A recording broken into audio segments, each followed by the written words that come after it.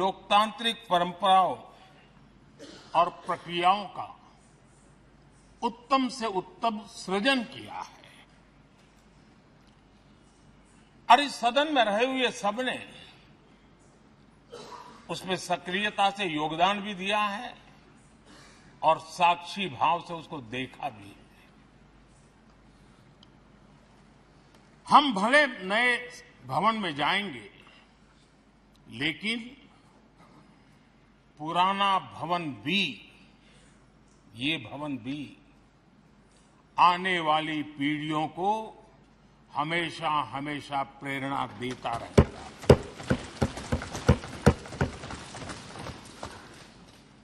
ये भारत के लोकतंत्र की स्वर्णिम यात्रा का एक महत्वपूर्ण अध्याय है, जो सारी दुनिया को भारत की रगों में लोकतंत्र का सामर्थ्य कैसे है, इसका परिचित कराने का काम इस इमारत से होता रहेगा। आदरणीय अध्यक्ष जी, अमृतकाल की प्रथम प्रभा का प्रकाश राष्ट्र में एक नया विश्वास, नया आत्मविश्वास, नया उमंग, नए सपने, नए संकल्प और राष्ट्र का नया सामर्थ्य उससे भर रहा है। चारों तरफ आज भारतवासियों की उपलब्धि की चर्चा हो रही है और गौरव के साथ हो रही है। ये हमारे 75 साल के संसदीय इतिहास का एक सामूहिक प्रयास का परिणाम है, जिसके कारण विश्व में आज वो गूंज सुनाई दे रही है। आदरणीय अध्यक्ष जी, चंद्रयान 3 की सफलता न सिर्फ पूरा भारत, पूरा देश अभिभूत है और इसमें भारत के सामर्थ्य का एक नया रूप, जो आधुनिकता से जुड़ा है, जो विज्ञान से जुड़ा है, जो टेक्नोलॉजी से जुड़ा है, जो हमारे वैज्ञानिकों के सामर्थ्य से जुड़ा है, जो 140 करोड़ देशवासियों के संकल्प की शक्ति से जुड़ा हुआ है, वो देश और दुनिया पर एक नया प्रभाव पैदा करने वाला है। ये सदन और इस सदन के माध्यम से मैं फिर एक बार देश के वैज्ञानिकों और उनके साथियों को कोटि कोटि बधाइयां देता हूं, उनका अभिनंदन करता हूं।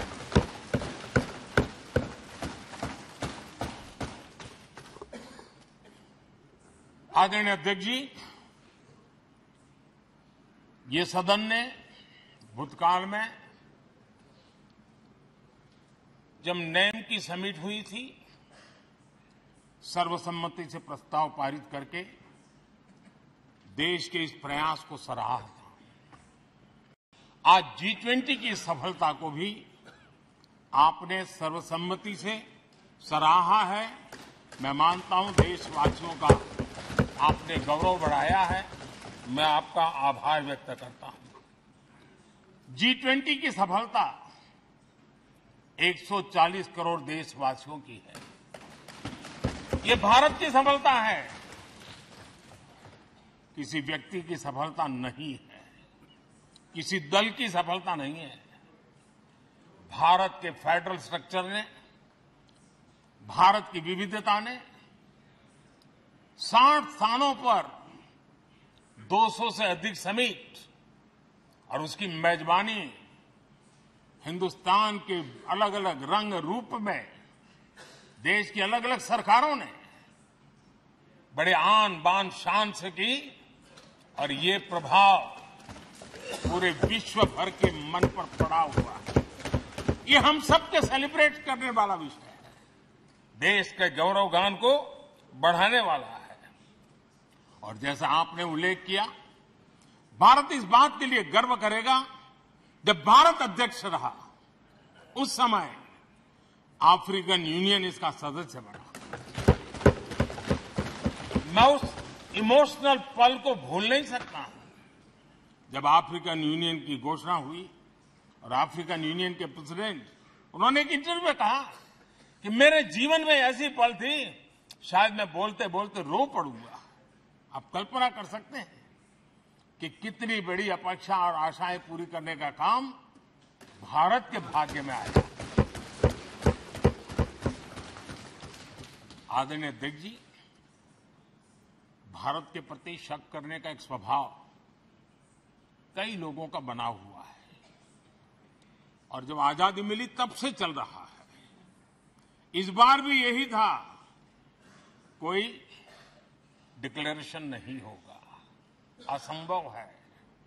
लेकिन ये भारत की ताकत है कि वह भी हुआ और विश्व सर्वसम्मति से एक साझा घोषणा पत्र लेकर के आगे का रोड मैप लेकर के यहां से प्रारंभ हुआ है। और अध्यक्ष जी, आपके नेतृत्व में, क्योंकि भारत की अध्यक्षता नवंबर के आखिरी दिन तक है, इसलिए अभी हमारे पास जो समय है उसका उपयोग हम करने वाले हैं।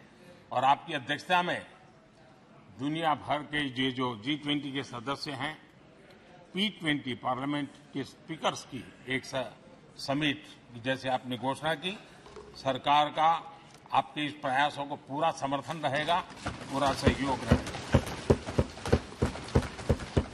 आदरणीय अध्यक्ष जी, हम सबके लिए गर्व की बात है कि आज भारत विश्व मित्र के रूप में अपनी जगह बना पाया है।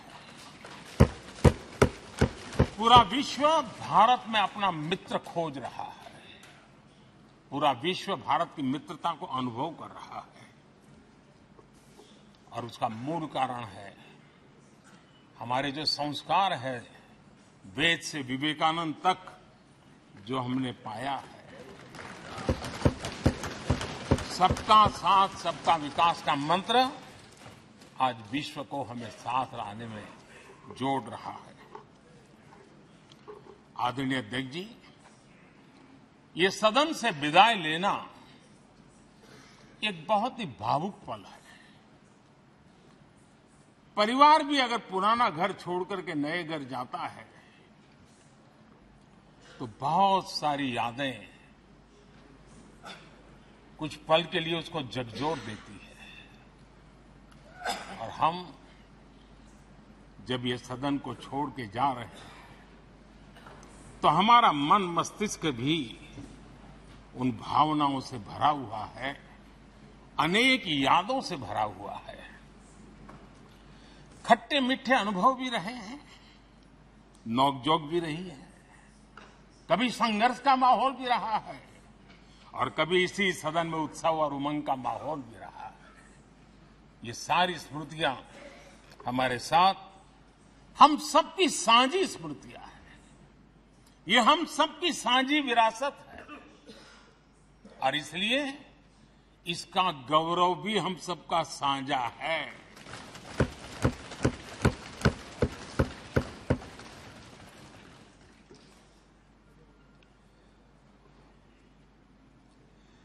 आजाद भारत के नवनिर्माण से जुड़ी हुई अनेक घटनाएं इन 75 वर्ष में यही सदन में आकार लेती हुई हमने देखी है।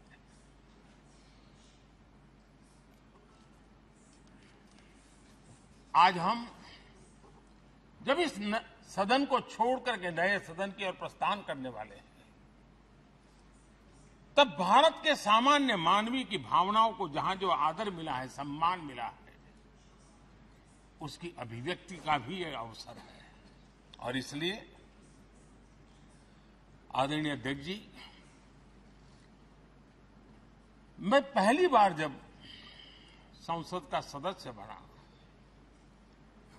और पहली बार एक सांसद के रूप में इस भवन में मैंने प्रवेश किया, तो सहज रूप से मैंने इस संसद भवन के दौर पक्ति पर अपना शीश झुका करके इस लोकतंत्र के मंदिर को श्रद्धा भाव से नमन करते हुए मैंने पैर रखा था। वो पल मेरे लिए भावनाओं से भरी हुई थी। मैं कल्पना नहीं कर सकता था, लेकिन भारत के लोकतंत्र की ताकत है, भारत के सामान्य मानवीय की लोकतंत्र के प्रति श्रद्धा का प्रतिबिंब है कि रेलवे प्लेटफॉर्म पर गुजारा करने वाला एक गरीब परिवार का बच्चा पार्लियामेंट पहुंच गया।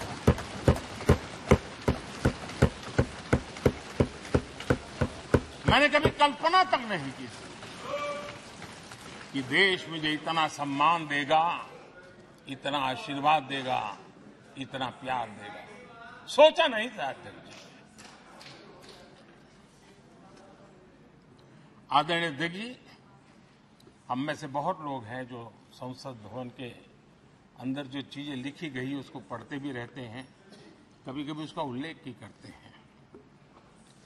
हमारे यहाँ संसद भवन के प्रवेश द्वार पर एक छांदोग्य उपनिषद का एक वाक्य है, लोक द्वारम करके पूरा वाक्य है।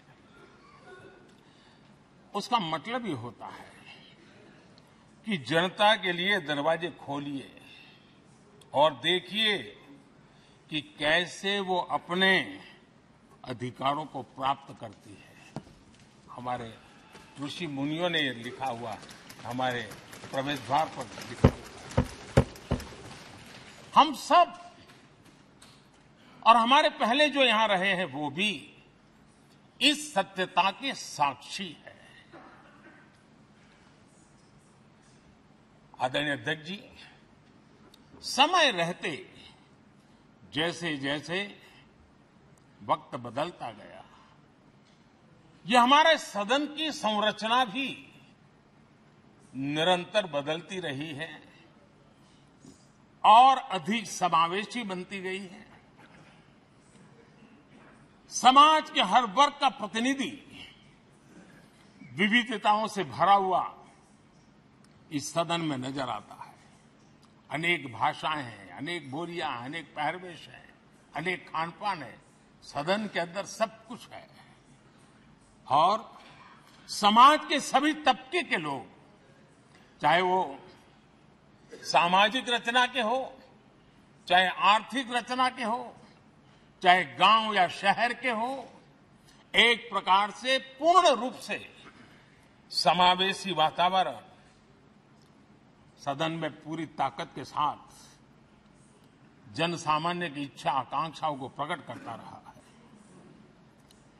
दलित हो, पीड़ित हो, आदिवासी हो, पिछड़े हो, महिलाएं हो, हर एक का धीरे धीरे धीरे योगदान बढ़ता चला गया है। आदरणीय अध्यक्ष जी, प्रारंभ में महिलाओं की सदस्य संख्या कम थी, लेकिन धीरे धीरे माताओं बहनों ने भी इस सदन की गरिमा को बढ़ाया है। इस सदन के गरिमा में बहुत बड़ा बदलाव लाने में उनका योगदान रहा है। आदरणीय अध्यक्ष जी, प्रारंभ से अब तक एक मोटा मोटा हिसाब लगाता था, करीब करीब 7,500 से अधिक जनप्रतिनिधि दोनों सदनों में मिलाकर के योगदान दे चुके हैं। इतने सालों में 7,500 से करीब ज्यादा। इस कालखंड में करीब 600 महिला सांसदों ने भी इस सदन की गरिमा को बढ़ाया है, दोनों सदन की। और आदरणीय अध्यक्ष जी, आप जानते हैं कि इस सदन में आदरणीय इंद्रजीत गुप्ता जी 43 ईयर, अगर मेरी गलती नहीं हो तो 43 ईयर इस सदन में लंबा समय बैठ करके इस सदन के साक्षी बनने का उनको सौभाग्य मिला। और यही सदन है आदरणीय अध्यक्ष जी जहां शकीकुर रहमान जी 93 की एज में भी सदन में अपना योगदान देते रहे, जबकि उनकी उम्र 93। और आदरणीय अध्यक्ष जी, ये भारत के लोकतंत्र की ताकत है कि 25 साल की उम्र की चंद्रमणि मुर्मू इस सदन की सदस्य बनी थी। सिर्फ 25 साल की उम्र की, सबसे छोटी उम्र की सदस्य बनी थी। आदरणीय अध्यक्ष महोदय, वाद विवाद कटाक्ष ये सब कुछ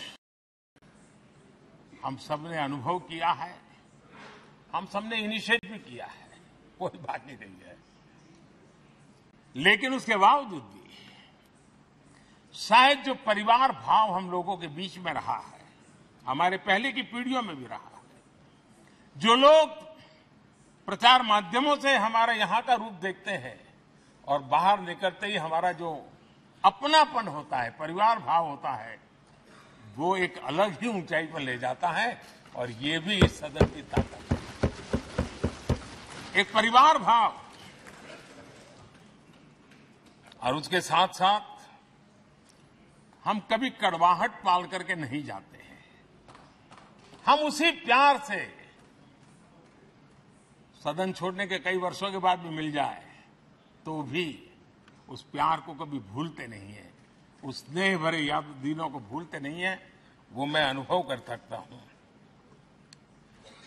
आदरणीय अध्यक्ष जी, हमारे पहले भी और वर्तमान भी हमने कई बार देखा है कि अनेक संकटों के बावजूद भी, अनेक असुविधाओं के बावजूद भी सांसद सदन में आए हैं और उन्होंने शारीरिक पीड़ा भी असह्य हो तो भी सदन में एक सांसद के रूप में, जनप्रतिनिधि के रूप में अपना कर्तव्य निभाया है।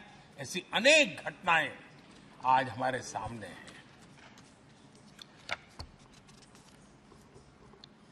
गंभीर गंभीर बीमारियों के बावजूद कोई व्हीलचेयर में आना पड़ा,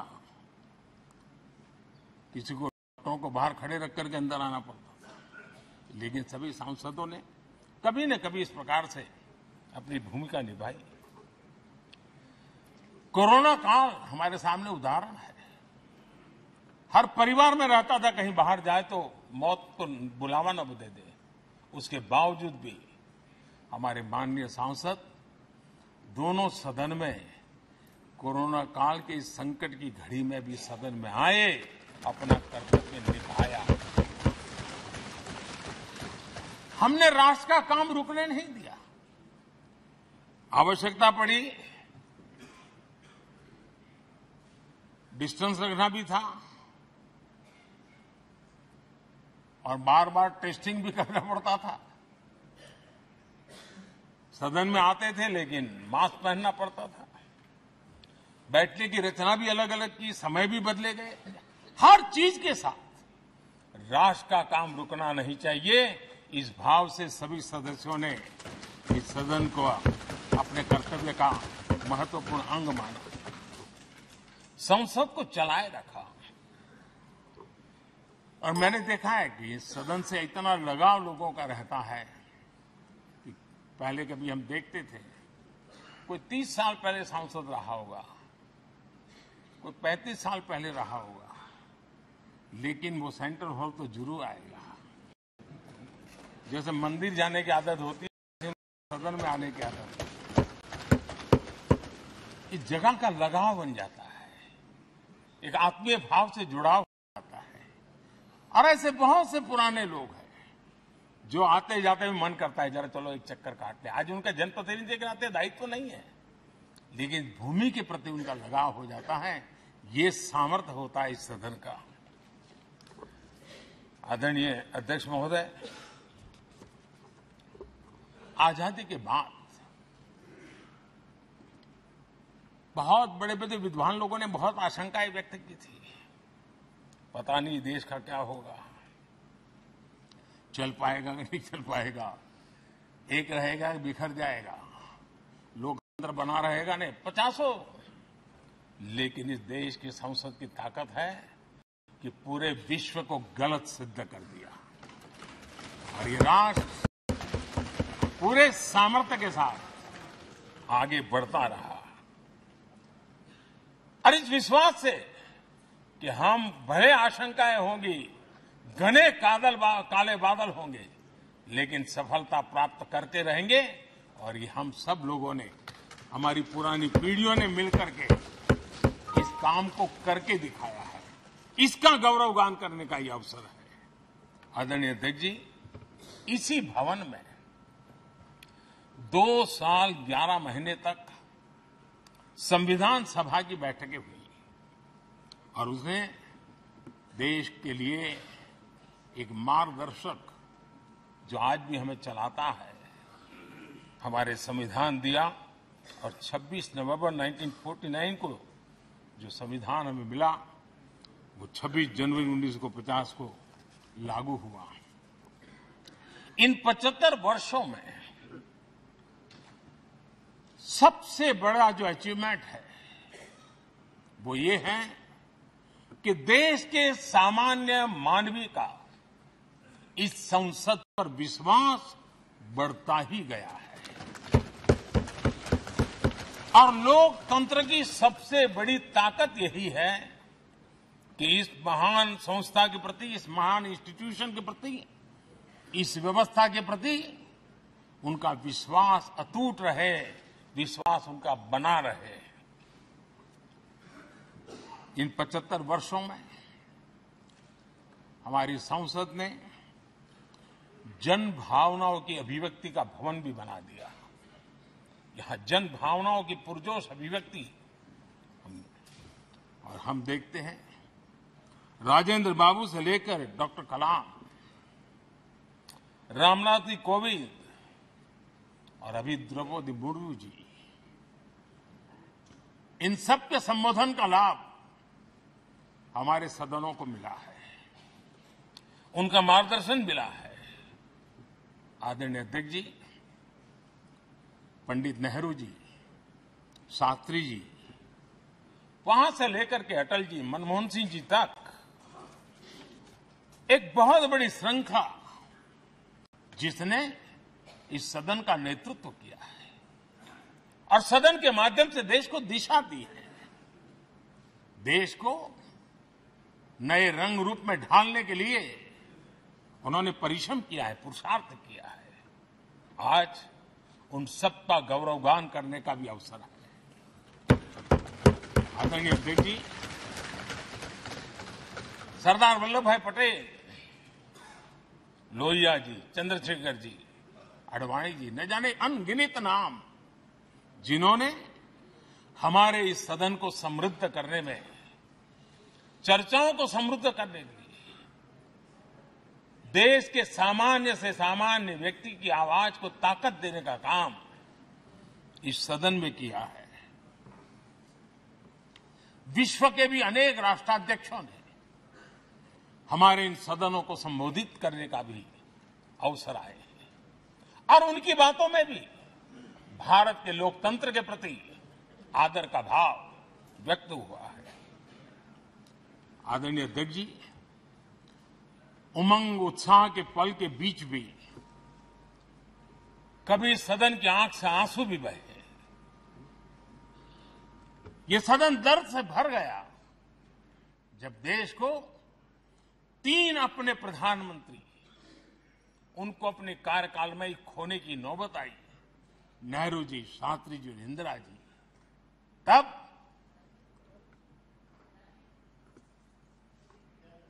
ये सदन अश्रु भीनी आंखों से उन्हें विदाई दे रहा था। आदरणीय अध्यक्ष जी, अनेक चुनौतियों के बावजूद भी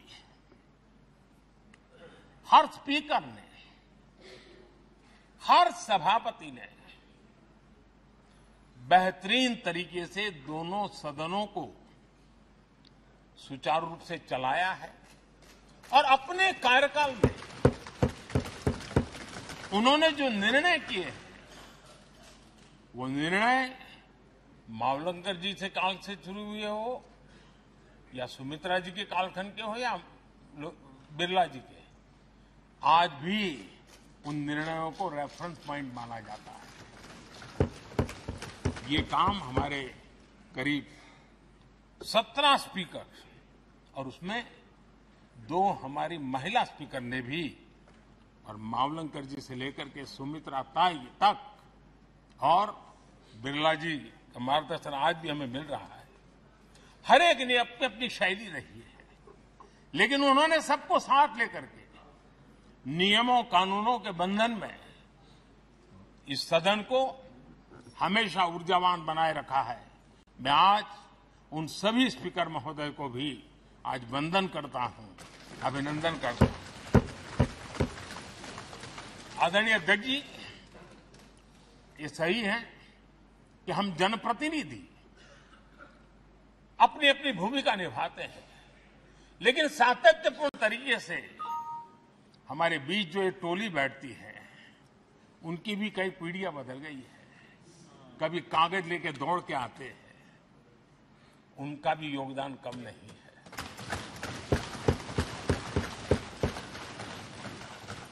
हमें कागज पत्र पहुंचाने के लिए दौड़ते हैं, सदन में कोई गलती न हो जाए, उसके निर्णय में कोई गलत न हो जाए, उसके लिए वो चौकन्ने रहते हैं।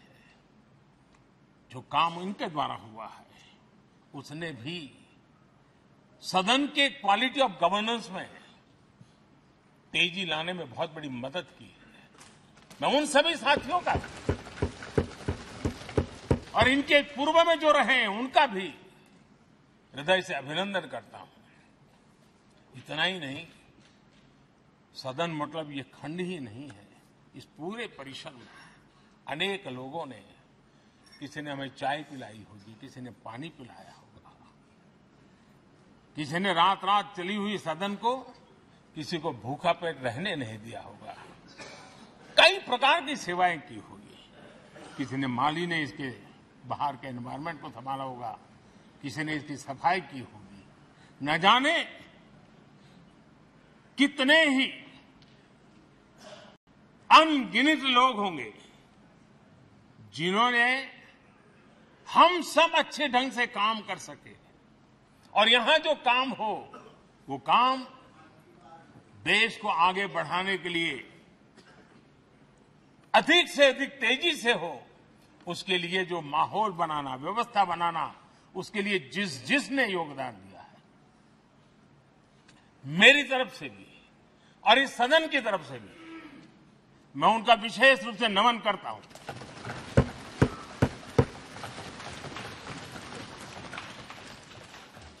आदरणीय अध्यक्ष जी, लोकतंत्र का ये सदन, आतंकी हमला हुआ, पूरे विश्व में यह आतंकी हमला एक इमारत पर नहीं था, ये मदर ऑफ डेमोक्रेसी एक प्रकार से हमारी जीवात्मा पर यह हमला था। ये देश उस घटना को कभी भूल नहीं सकता है, लेकिन आतंकियों से लड़ते लड़ते सदन को बचाने के लिए और हर सदस्य को बचाने के लिए जिन्होंने अपने सीने पर गोलियां झेली, आज मैं उनको भी नमन करता हूं। हमारे बीच नहीं है, लेकिन उन्होंने बहुत बड़ी रक्षा की है। आदरणीय अध्यक्ष जी, जब आज हम इस सदन को छोड़ रहे हैं, तब मैं उन पत्रकार मित्रों को भी याद करना चाहता हूं जिन्होंने जीवन में,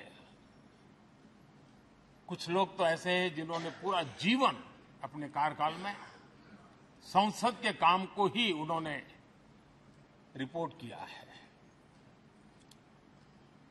एक प्रकार से वो जीवंत साक्षी रहे हैं। उन्होंने यहां की पल पल की जानकारी देश तक पहुंचाई, और तब तो ये सारा टेक्नोलॉजी अवेलेबल नहीं थी। तब वही लोग थे जो यहां की बात पहुंचाते थे, और उनका सामर्थ्य था वो अंदर की भी पहुंचाते थे और अंदर के अंदर की भी पहुंचाते थे।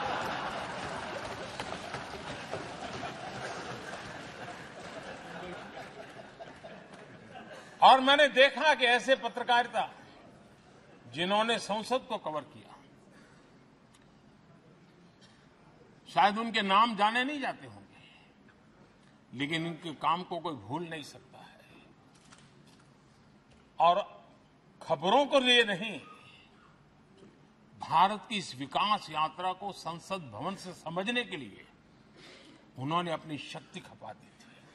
आज भी पुराने जो पत्रकार मित्र मिल जाते हैं और जिन्होंने कभी संसद को कवर किया हो, तो ऐसी अननोन चीजें बताते हैं जो उन्होंने अपनी आंखों से देखी होती है, कान से सुनी होती है, जो अचरज करने वाली होती है। यानी एक प्रकार से जैसी ताकत यहां की दीवारों की रही है, वैसा ही दर्पण उनकी कलम में रहा है, और उस कलम ने देश के अंदर संसद के प्रति, संसद सदस्यों के प्रति एक अहोभाव का भाव जगाया है। मैं आज कई पत्रकार बंधु होंगे जो रहे नहीं होंगे, लेकिन मेरे लिए जैसा ये सदन छोड़ना भावुक पल है, मैं पक्का मानता हूं इन पत्रकार बंधुओं के लिए भी ये सदन छोड़ना उतना ही भावुक पल होगा, क्योंकि इनका लगाव हमसे भी ज्यादा रहे। कुछ तो पत्रकार ऐसे होंगे जो हम लोगों की टर्म से भी ज्यादा है, उन्होंने काम किया होगा।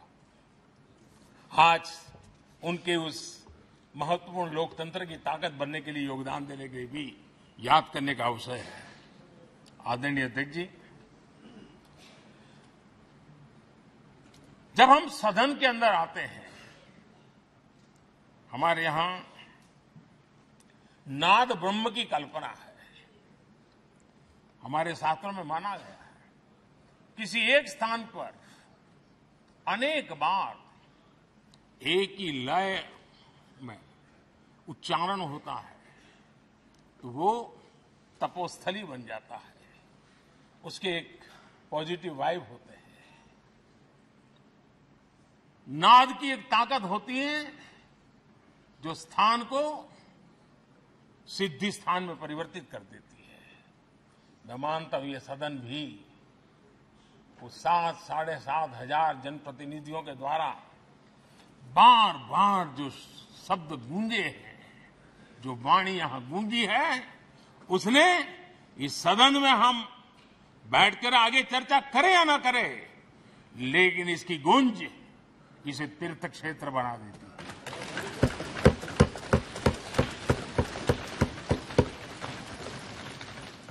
एक जागृत जगह बन जाती है, और लोकतंत्र की प्रति श्रद्धा रखने वाला व्यक्ति आज से 50 साल के बाद भी जब यहां देखने के लिए भी आएगा तो उसे उस गुंज की अनुभूति होगी कि कभी भारत की आत्मा की आवाज यहां पर गूंजती थी। और इसलिए अध्यक्ष महोदय, ये वो सदन है जहां कभी भगत सिंह, बटुकेश्वर दत्त, उन्होंने अपनी वीरता सामर्थ्य से अंग्रेज सल्तनत को जगा दिया था बम का धमाका करके। वो बम की गूंज भी जो देश का भला चाहते हैं उनको कभी सोने नहीं देती। आदरणीय अध्यक्ष जी, ये वो सदन है जहां पंडित जी को इसलिए भी याद किएगा, अनेक बातों के लिए याद करेगा, लेकिन हम जरूर याद करेंगे इसी सदन में पंडित नेहरू का at the stroke of midnight की गूंज हम सबको प्रेरित करती रहेगी।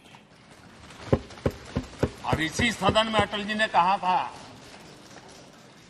वो शब्द आज भी गूंज रहे हैं इस सदन में, सरकारें आएगी जाएगी, पार्टियां बनेगी बिगड़ेगी, लेकिन ये देश रहना चाहिए।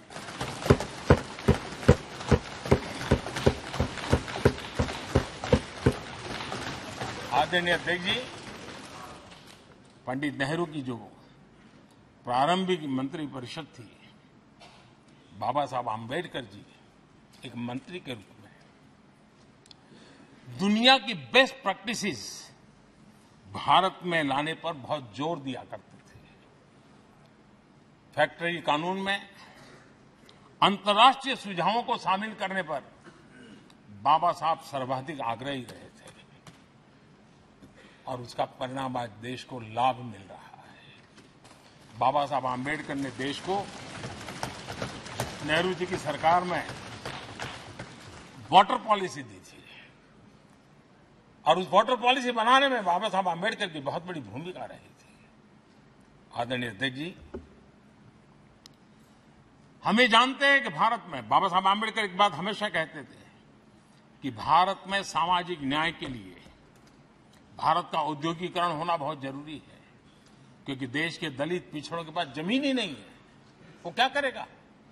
औद्योगिकरण होना चाहिए। और बाबा साहब इस बात को मान करके डॉक्टर श्यामा प्रसाद मुखर्जी, जो पंडित नेहरू के मंत्री थे, उन्होंने इस देश में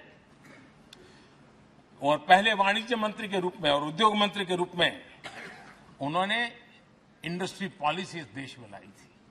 आज भी कितनी ही इंडस्ट्री पॉलिसी बने, लेकिन उसकी आत्मा वही होती है जो पहली सरकार के थी और उनका भी बहुत बड़ा अहम योगदान रहा था।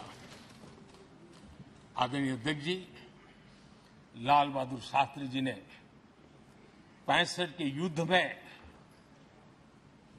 हमारे देश के जवानों में का हौसला बुलंद करना, उनके सामर्थ्य के लिए को पूरी तरह राष्ट्र में झोंक देने की प्रेरणा इसी सदन में से दी थी लाल बहादुर शास्त्री का। और यहीं पर उन्होंने ग्रीन रिवॉल्यूशन के लिए एक मजबूत नींव लाल बहादुर शास्त्री जी ने रखी थी। आदरणीय अध्यक्ष जी, बांग्लादेश की मुक्ति का आंदोलन और उसका समर्थन भी इसी सदन ने इंदिरा गांधी के नेतृत्व में किया था। इसी सदन ने इमरजेंसी में लोकतंत्र पर होता हुआ हमला भी देखा था और इसी सदन ने भारत के लोगों की ताकत को एहसास कराते हुए मजबूत लोकतंत्र की वापसी भी इसी सदन ने देखी थी। वो राष्ट्रीय संकल्प भी देखा था, ये सामर्थ्य भी देखा था।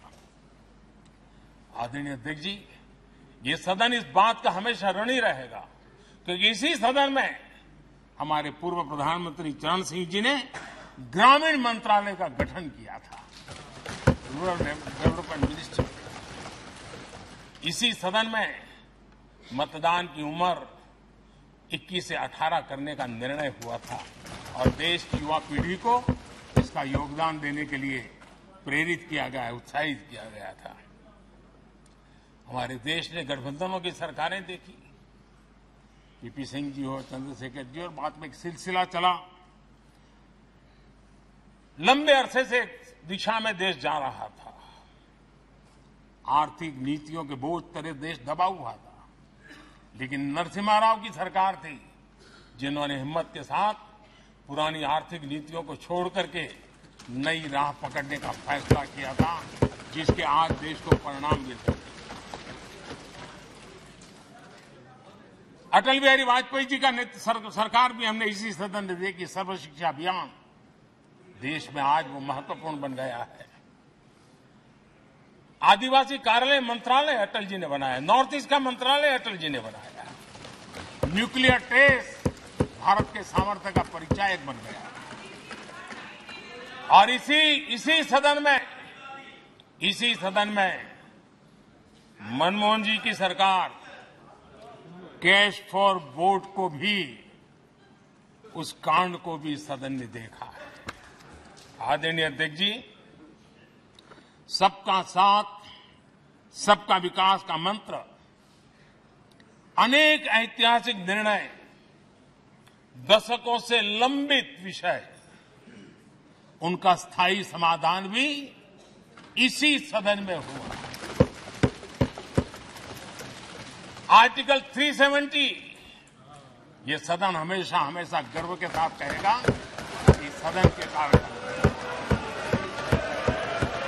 One nation one tax, one nation one tax, GST का निर्णय भी इसी सदन ने किया। वन रैंक वन पेंशन, आरोपी, ये भी इसी सदन ने देखा। गरीबों के लिए 10% आरक्षण कोई विवाद के बिना पहली बार इस देश में करने में सफल रहे। आदरणीय अध्यक्ष जी, भारत के लोकतंत्र में तमाम उतार चढ़ाव हमने देखे और ये सदन लोकतंत्र की ताकत है, लोकतंत्र की ताकत की साक्षी है, जन विश्वास का एक केंद्र बिंदु रहा है। इस सदन की विशेषता देखिए और दुनिया के लोगों का आज भी ऐतराज होता है। ये सदन है जिसमें कभी 4 सांसद वाली पार्टी सत्ता में होती थी और 100 सदस्य वाली पार्टी विपक्ष में बैठती थी। ये भी सामर्थ्य इस सदन के लोकतंत्र की ताकत का परिचय कराता है। और यही सदन है जिसमें एक वोट से अटल जी की सरकार गई थी और लोकतंत्र की गरिमा को बढ़ाया था। ये भी इसी सदन में हुआ। आज अनेक छोटी छोटी रीजनल पार्टियों का प्रतिनिधित्व हमारे देश की विविधता को, हमारे देश के एस्पिरेशंस का एक प्रकार से वो आकर्षक केंद्र बिंदु बना है। आदरणीय अध्यक्ष जी, इस देश में 2 प्रधानमंत्री ऐसे रहे, मोरारजी भाई वीपी सिंह एक प्रकार से कांग्रेस में जीवन खपाया था, लेकिन एंटी कांग्रेस गवर्नमेंट का नेतृत्व कर रहे थे। ये भी इसकी विशेषता थी। और हमारे नरसिम्हा राव जी, वो तो बिस्तरा गोल करके घर जाने की तैयारी कर रहे थे, निवृत्ति की घोषणा कर चुके थे, लेकिन यही लोकतंत्र की ताकत देखिए, सदन की ताकत देखिए, वो प्रधानमंत्री के रूप में 5 साल हमारी सेवा कर रहे।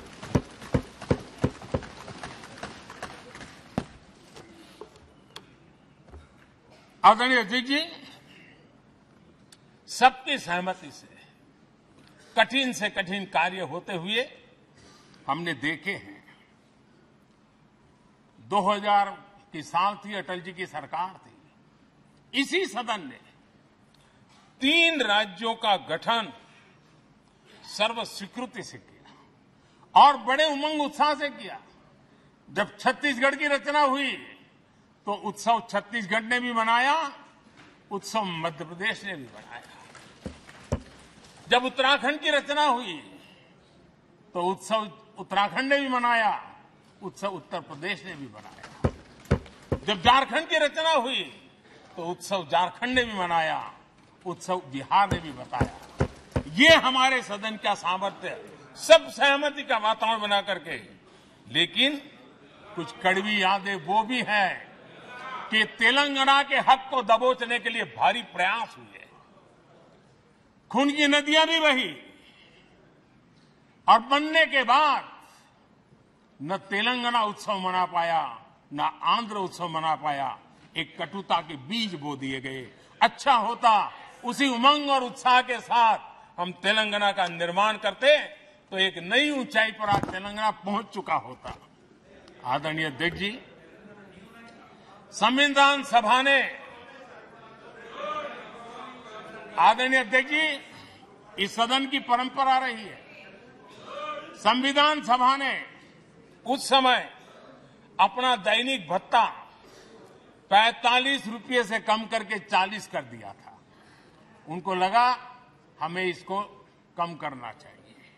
आदरणीय अध्यक्ष जी, यही सदन है कैंटीन में मिलने वाली सब्सिडी, जो बहुत कम पैसे में खाना मिलता था, इसी सदस्यों ने उस सब्सिडी को भी खत्म कर दिया और पूरा पैसा देकर के अब कैंटीन में खाते हैं।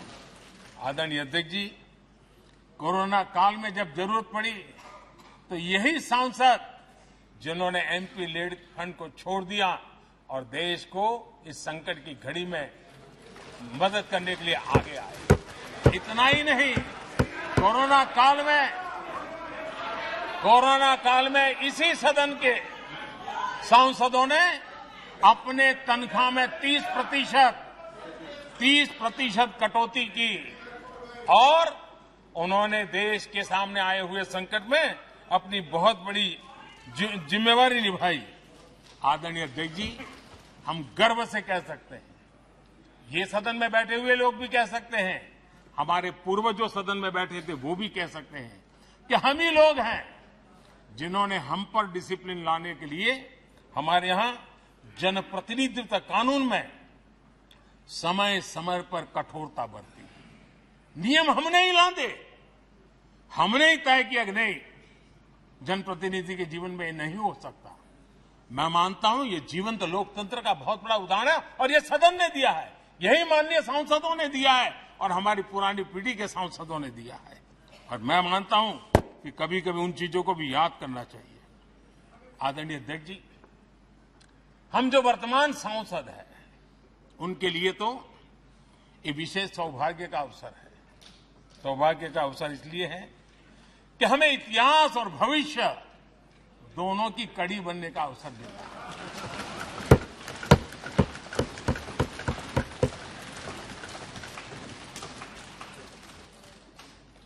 कल और आज से जुड़ने का हमें अवसर मिल रहा है और आने वाली कल निर्माण करने का एक नया विश्वास, नया उमंग, नए उत्साह के साथ हम यहां से विदाई लेने वाले हैं। आदरणीय अध्यक्ष महोदय, आज का दिवस सिर्फ और सिर्फ इस सदन के सभी 7,500 जनप्रतिनिधि रह चुके हैं उनके गौरवगान का पल है। इन दीवारों से हमने जो प्रेरणा पाई है, जो नया विश्वास पाया है, उसको लेकर जाने का है। बहुत सी बातें ऐसी थी जो सदन में हर किसी की ताली की हकदार थी, लेकिन शायद राजनीति उसमें भी आड़े आ रही। नेहरू जी के योगदान का गौरवगान अगर इस सदन में होता है, कौन सदस्य होगा जिसको ताली बजाने का मन न कर जाए। लेकिन उसके बावजूद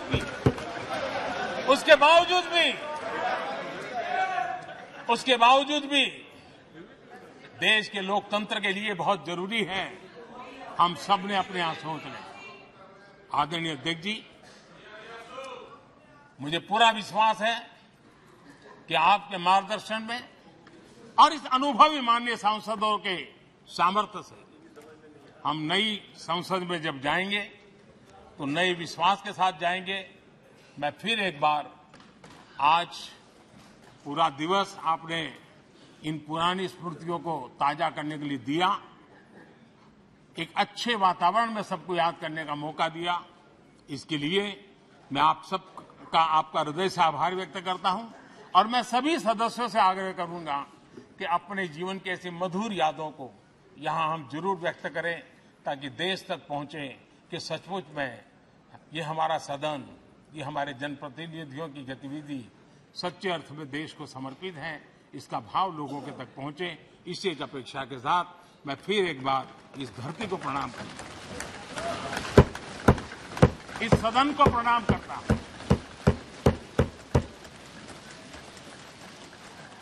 भारत के मंदिरों से बनी हुई हर एक दीवार के हर एक ईंटे को प्रणाम करता हूं और पिछले 75 साल में भारत के लोकतंत्र को नया सामर्थ्य शक्ति देने वाले हर गुंज को, उस नाद ब्रह्म को नमन करते हुए मेरी वाणी को विराम कर देता हूं। बहुत बहुत धन्यवाद।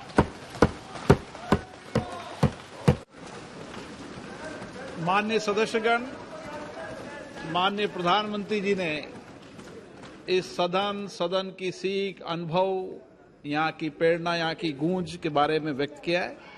मैं ये अपेक्षा करूंगा कि आज का दिन इसी तरीके से सकारात्मक वातावरण में हम चर्चा करें, सकारात्मक विषय रखें और जो कुछ भी यहाँ से सीखा है, हमारे पूर्वजों ने जो कुछ भी इस देश को, लोकतंत्र को दिया है, उसके बारे में सकारात्मक विचार रखें।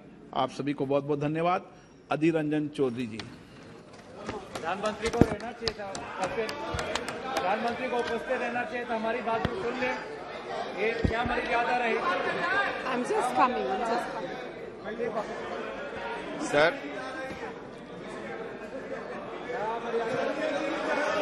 ये हमारे ये उनका बैग यहीं पे है, उनका बैग यहीं पे है, उनका बैग यहीं पे, ये देखिए बैग, आपके बैग यहीं पे, आप तो चले नहीं गए, आप तो चले नहीं गए, आ रही, अरे बाप रे, चिंता नहीं आ रही है, आपके कहाँ गए?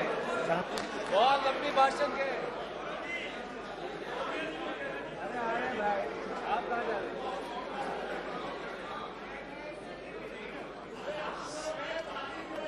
सर, सर,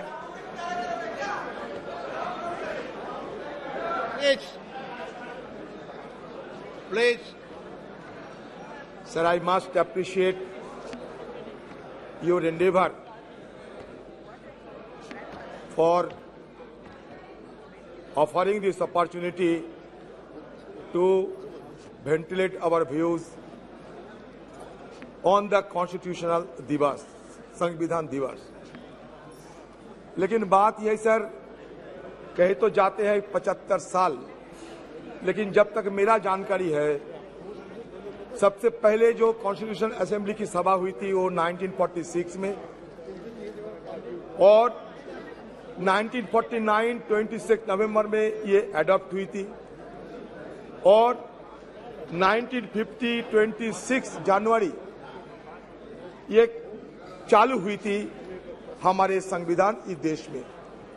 लेकिन आप कहां से 75 साल के अमृतकाल ये लाया गया, ये मुझे समझ में नहीं आते हैं। सर, सही मायनों में जब ये सदन, ये खबर मिल रही है कि आज ये सदन की अंतिम दिवस है, तो सही महीनों में भावुक तो होना स्वाभाविक है। कितने सारे विद्वजनों ने, ज्ञानियों ने, पंडितों ने और देश प्रेमी ने हमारे ये सदन, उसके साथ साथ हमारा संविधान और ये देश की लोकतंत्र की रक्षा करने के लिए न जाने कितने योगदान किए होंगे। बहुत सारे हमारे पूर्वजों ने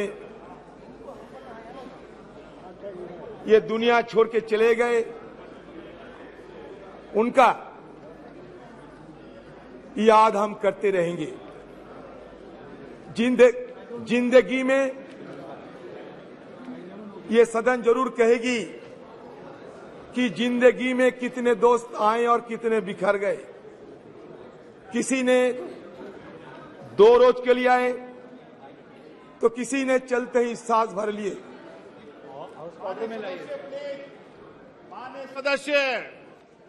माननीय सदस्य प्लीज सिट डाउन, प्लीज। माननीय सदस्य, नाम लेके पुकारूंगा, प्लीज बैठिए। माननीय सदस्य प्लीज बैठिए, बैठिए। सर क्या है सर? जिंदगी में कितने दोस्त आए और कितने बिखर गए। किसी ने 2 रोज के लिए आए, किसी ने चलते ही सांस भर लिए। पर जिंदगी की दूसरा नाम है दरिया, वो तो बस बहते रहेंगे, चाहे रास्ते में फूल गिरे या पत्थर। उसी तरह हमारी ये सदन की कारवां ये भी चलते आ रहे हैं और आज भी ये चल रहे हैं। Sir, today I may come to that conclusion that this is the last day. Naturally, we are all present here to bid the adieu of our old building. Our magnificent building today singing a swan song, because tomorrow onward, we will be shifting to a new parliamentary edifice. Sir, मैं शुरू में ये कहना चाहते हैं, मैं ज्यादा समय तो नहीं है हम लोगों के लिए, कि जब संसद में संविधान की चर्चा हो, लोकतंत्र की चर्चा हो, तो हमारे पंडित नेहरू जी और बाबा साहेब अम्बेडकर, नेहरू जी तो आर्किटेक्ट ऑफ मॉडर्न इंडिया कहते थे, बाबा साहेब अम्बेडकर को हम फादर ऑफ द कॉन्स्टिट्यूशन मान्यता देते हैं। अच्छा लगा कि आज नेहरू जी के बारे में हमें भी मौका मिलेगा ये सदन में बात रखने की। तो शुरुआत में मैं ये कहना चाहते हैं sir, architect of modern India Nehru had said parliamentary democracy demands many virtues. It demands, of course, ability. It demands a certain devotion to work. But it demands also a large measure of cooperation, of self-discipline, of restraint. We know very well that there are not many countries in the world where it functions successfully. I think it may be said without any partiality that it has functioned with large measure of success in the country. Why?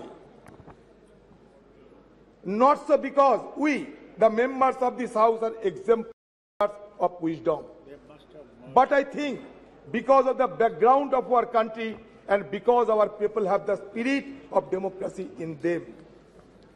Jawaharlal Nehru detested cultism. He was humble in his submission to constitutional requirement. In an interview with Mr. P.K. Karanjia, he specifically mentioned, "You are wrong in using words like the Nehru epoch or Nehru policy." Though he enjoyed massive majority in the parliament, he was tireless in listening opposition voice and never mock, deflect, pontificate when answering questions asked of him. He never believed in steamrolling the opposition and given due respect to feeling and sentiments of the opposition member. It is significant to note that it was during his tenure the parliament ran smoothly.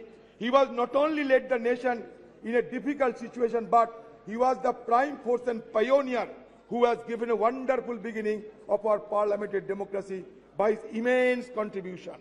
Sir, मैं आपके संगन में लाना चाहते हैं, even Speaker Bell would ring for Jawaharlal Nehru when he exceeded time limit while making his speeches in the parliament. It shows that no one was beyond parliament's prerogative, and that was Nehru's contribution.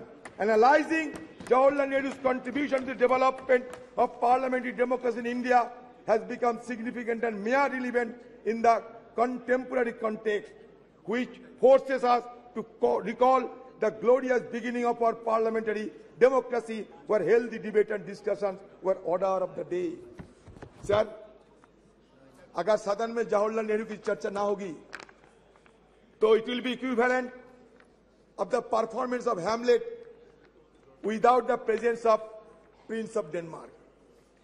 So at the stroke of midnight hour, the iconic speech has delivered in the parliament still has been reverberating the entire precincts of this house. Sir, another one, most illustrious person, Baba Saheb Ambedkar. Sir, Baba Saheb Ambedkar, who is regarded as the father of our constitution, he suggested that political democracy cannot last unless there lies at the base of it social democracy. What does social democracy mean? It means a way of life which recognizes liberty, equality, and fraternity, which are not to be treated as a separate items in the Trinity. They form a union of Trinity in the sense that to divorce one from the other is to defeat the very purpose of democracy. Equality cannot be divorced from liberty. Liberty cannot be divorced from equality. And nor equality and liberty can be divorced from fraternity. Now we need the mantra of Baba Sahib Ambedkar, the mantra of Jawaharlal Nehru and other stalwarts who have made this parliamentary democracy glorious for us to be remembered again and again. Sir, ये parliament में कभी भगत सिंह जी एक बम फेंका था, लेकिन किसी को आहत करने के लिए नहीं, ब्रिटिश सरकार को जगाने के लिए 1929 में। सर, ये सदन में हमला हुई थी 2001 साल में, आतंकवादी ने हमला किया था, हमारे वॉच एंड वार्ड और सारे लोग ये आतंकवादी हमला को रोके थे। आज हम सब के लिए हमारी तरफ से श्रद्धा अर्पण करना चाहते हैं। ये सदन के सारे मेंबरों के साथ साथ हमारे जितने स्टाफ है सर, ये मेहनत करते हुए आज इस सदन को इतना गरिमामय बनाया है। सर, आप सुन के चौंक जाओगे सर, जब पंडित जवाहरलाल नेहरू ने हिंदुस्तान की ये प्राइम मिनिस्टरशिप को संभाला, ये देश को अगुवाई करने के लिए तैयार हुई, तब हिंदुस्तान की हालत क्या थी जानते हैं सर? हमारे आयु थी महज 32 साल, हमारा साक्षरता थी महज 12%। सर, पर कैपिटा हमारा रोजगार क्या था जानते हैं सर? सिर्फ 245 रुपया। आप सोचिए, एक तरफ अकाल, विभाजन, पाकिस्तान और हिंदुस्तान का बंटवारा, लाखों की तादाद के लोगों को जान गंवाने पड़े, सारे देश में तही तही मच गई थी। उसी कठिन हालत में जवाहरलाल नेहरू साहब को ये सरकार को संभालने पड़ी, और उस समय की हमारे आर्थिक हाल को भी अब देखिए कि रोजाना हमारी देश की हर व्यक्ति को रोजगार थी सिर्फ 245 रुपया। सर, आज 14-15 साल तक ये देश की हर व्यक्ति की रोजगार बढ़ाया गया था 72,000 रुपया, अभी उससे और बड़ी होंगी। किसका मतलब किस जगह से उन्होंने शुरू किया था और किस जगह पहुंचे।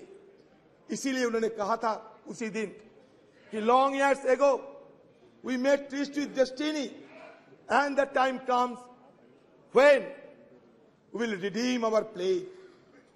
सिर्फ जवाहरलाल नेहरू नहीं, उस कॉन्स्टिट्यूएंट असेंबली में जितने लोग थे सारे ने ये शपथ ली थी कि हम देश को आगे बढ़ाएंगे, और देश आगे बढ़ते बढ़ते यहां तक पहुंचे।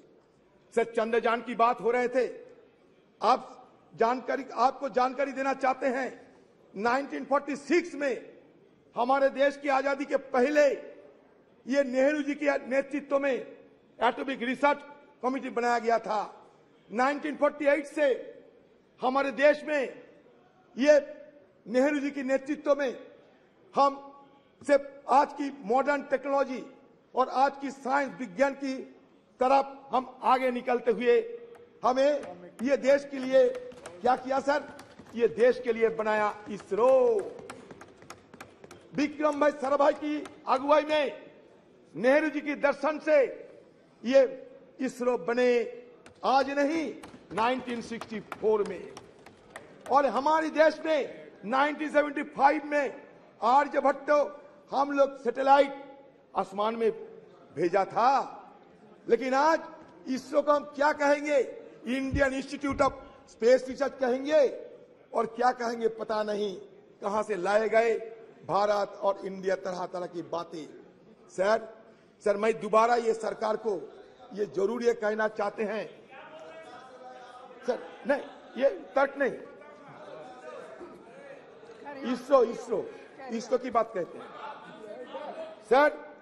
सर, आपको संज्ञान में ये भी लेना चाहते हैं सर सर आपकी संज्ञान में ये भी लेना चाहते हैं कि on the eve of independence the constitution assembly met at 11 PM with president Rajendra Prasad in the chair. Sucheta Kripalani, a member from Uttar Pradesh, sang the first verse of Bande Mataram to mark the opening of special session. Prime Minister Jawaharlal Nehru delivered his famous Trees to Destiny speech. Sir, Speaker Mabalankar announced, sir, सुन लिए sir, Speaker Mabalankar announced the death of Mahatma Gandhi at a sitting of the Lok Sabha on February 2, 1948. उन्होंने क्या कहा था जानते हैं?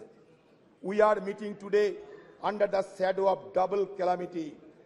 The sad demise of the tallest man of our age who has led us from slavery to independence and reappearance of the cult of political violence in our country.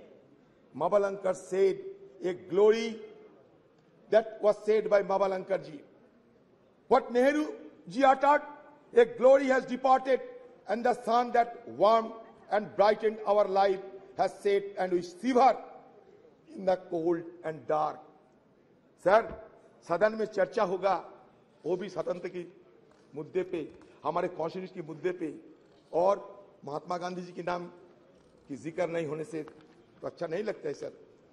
Sir, हमें वाजपेयी जी को बहुत श्रद्धा करते थे, अभी भी करते हैं. सर, उन्होंने दिखाया ताकत. 1974 में इंदिरा जी पोखरान में एटॉमिक एक्सप्लोजन किए थे. सर, उस समय से विदेशों की ताकतों ने हमें कमजोर करने के लिए हर संभव प्रयास की, लेकिन अटल जी रुके नहीं. नरसिम्हा राव की जमाने में भी ये न्यूक्लियर एक्सप्लोजन करने के लिए सोचा गए थे, लेकिन इसको साकार किया अटल बिहारी वाजपेयी जी ने, और उसके साथ साथ ये भी संदेश दिया देश सारे दुनिया को कि नो फास्ट यूज पॉलिसी हम अपना रहे हैं. सर, उसके पहले हमारे खिलाफ सारे पाबंदी लगाए रहे थे, उसको हटाने के काम किसने किया था? हमारे मनमोहन सिंह जी, जिसको कहते थे कि मौन रहते हैं, उन्होंने मौन नहीं रही.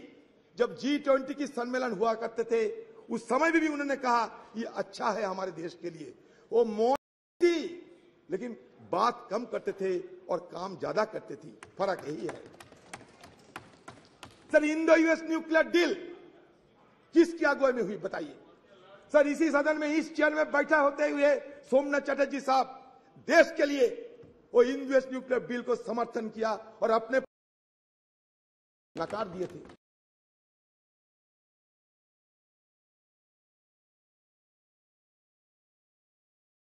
तो ये उदाहरण है. तो ये इंडो यूएस न्यूक्लियर डील अगर नहीं होते तो आज अमेरिका देश हमारे साथ इतना जुड़ाव ना दिखाते. ये भी हमें विचार करना पड़ेगा सर. सर, हमारे इस पार्लियामेंट में क्या क्या हुई सर, छोटा सा मैं ब्यौरा देना चाहते हैं सर. सर देखिए,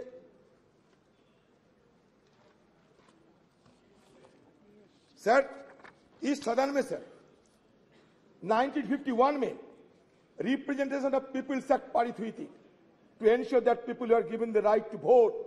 अगर वोट देने के अधिकार ना होते तो आज बाकी बात करने की हमें गुंजाइश ना मिलते. सर, दूसरा essential commodities act 1955, a law that has helped the government regulate the production, supply and distribution of essential commodities such as drugs, oil, kerosene, coal, iron, steel, pulses. Sir, तीसरा क्या हुआ? Green revolution in India 1967. 4, nationalisation of bank. 14 banks were nationalized which enhanced banking infrastructure and services and created provision of cheaper credit to farmers. बता दे sir, 1974 में atomic जब explosion हुई थी ना, हमारे प्रधानमंत्री उस समय रही थी स्वर्गीय इंदिरा गांधी जी. ये भी आपको याद दिलाते हैं. इंफॉर्मेशन टेक्नोलॉजी जब हुई थी हमारे देश में क्रांति के स्वरूप से, एक क्रांति के रूप से हमारे स्वर्गीय राजीव गांधी जी. आज तो हम डिजिटल इंडिया की बात करते हैं. शुरुआत हमारे स्वर्गीय राजीव जी ने किए थे। शायद हम सबको ये याद में रखना चाहिए।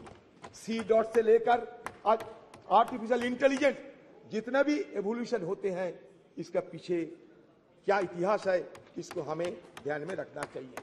हिस्ट्री को हम भूलना नहीं चाहिए। History is the remembrance of the past, it transmits from generation to generation. अगर हिस्ट्री को हम कैंसिल चेक नहीं बता सकते, history could not be treated as a cancel cheque, rather it should be treated as a promissory note in future. And now whatever cash in hand, we should spend it wisely. That should be the agenda of the any government. Sir, anti-defection law 1985 और एक क्रांतिकारी, child labor act 1986, the scheduled caste and tribes prevention of atrocities act 1989 to prevent atrocities against members of scheduled caste and scheduled tribe. Sir, panchayat Raj institution act, ये और एक क्रांतिकारी act है। ये enacted in 1992। This act aim to decentralise power and ensures local self government, enhancing grassroot democracy. Sir, आज देश में 3 सरकार है, केंद्र की सरकार, सूबे की सरकार, ग्राम की सरकार, लोकल सरकार। ये क्रांति, it was a social revolution, and that social revolution occurred without shedding even a drop of blood. That is the significant achievement of our former government of under Rajiv Gandhi ji. Sir, member of Parliament Local Area Development Scheme 1993. Sir, Right to Information Act 2005. It is a landmark.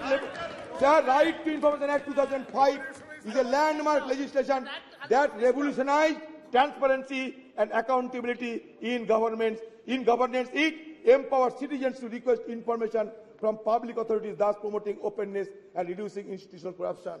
Sir, I am being tempted to refer the name of my leader, Madam Sonia Gandhi ji. Sir, Madam Sonia Gandhi ji, who took the initiative to pass the landmark legislation, Right to Information Act. History will remember. Yes.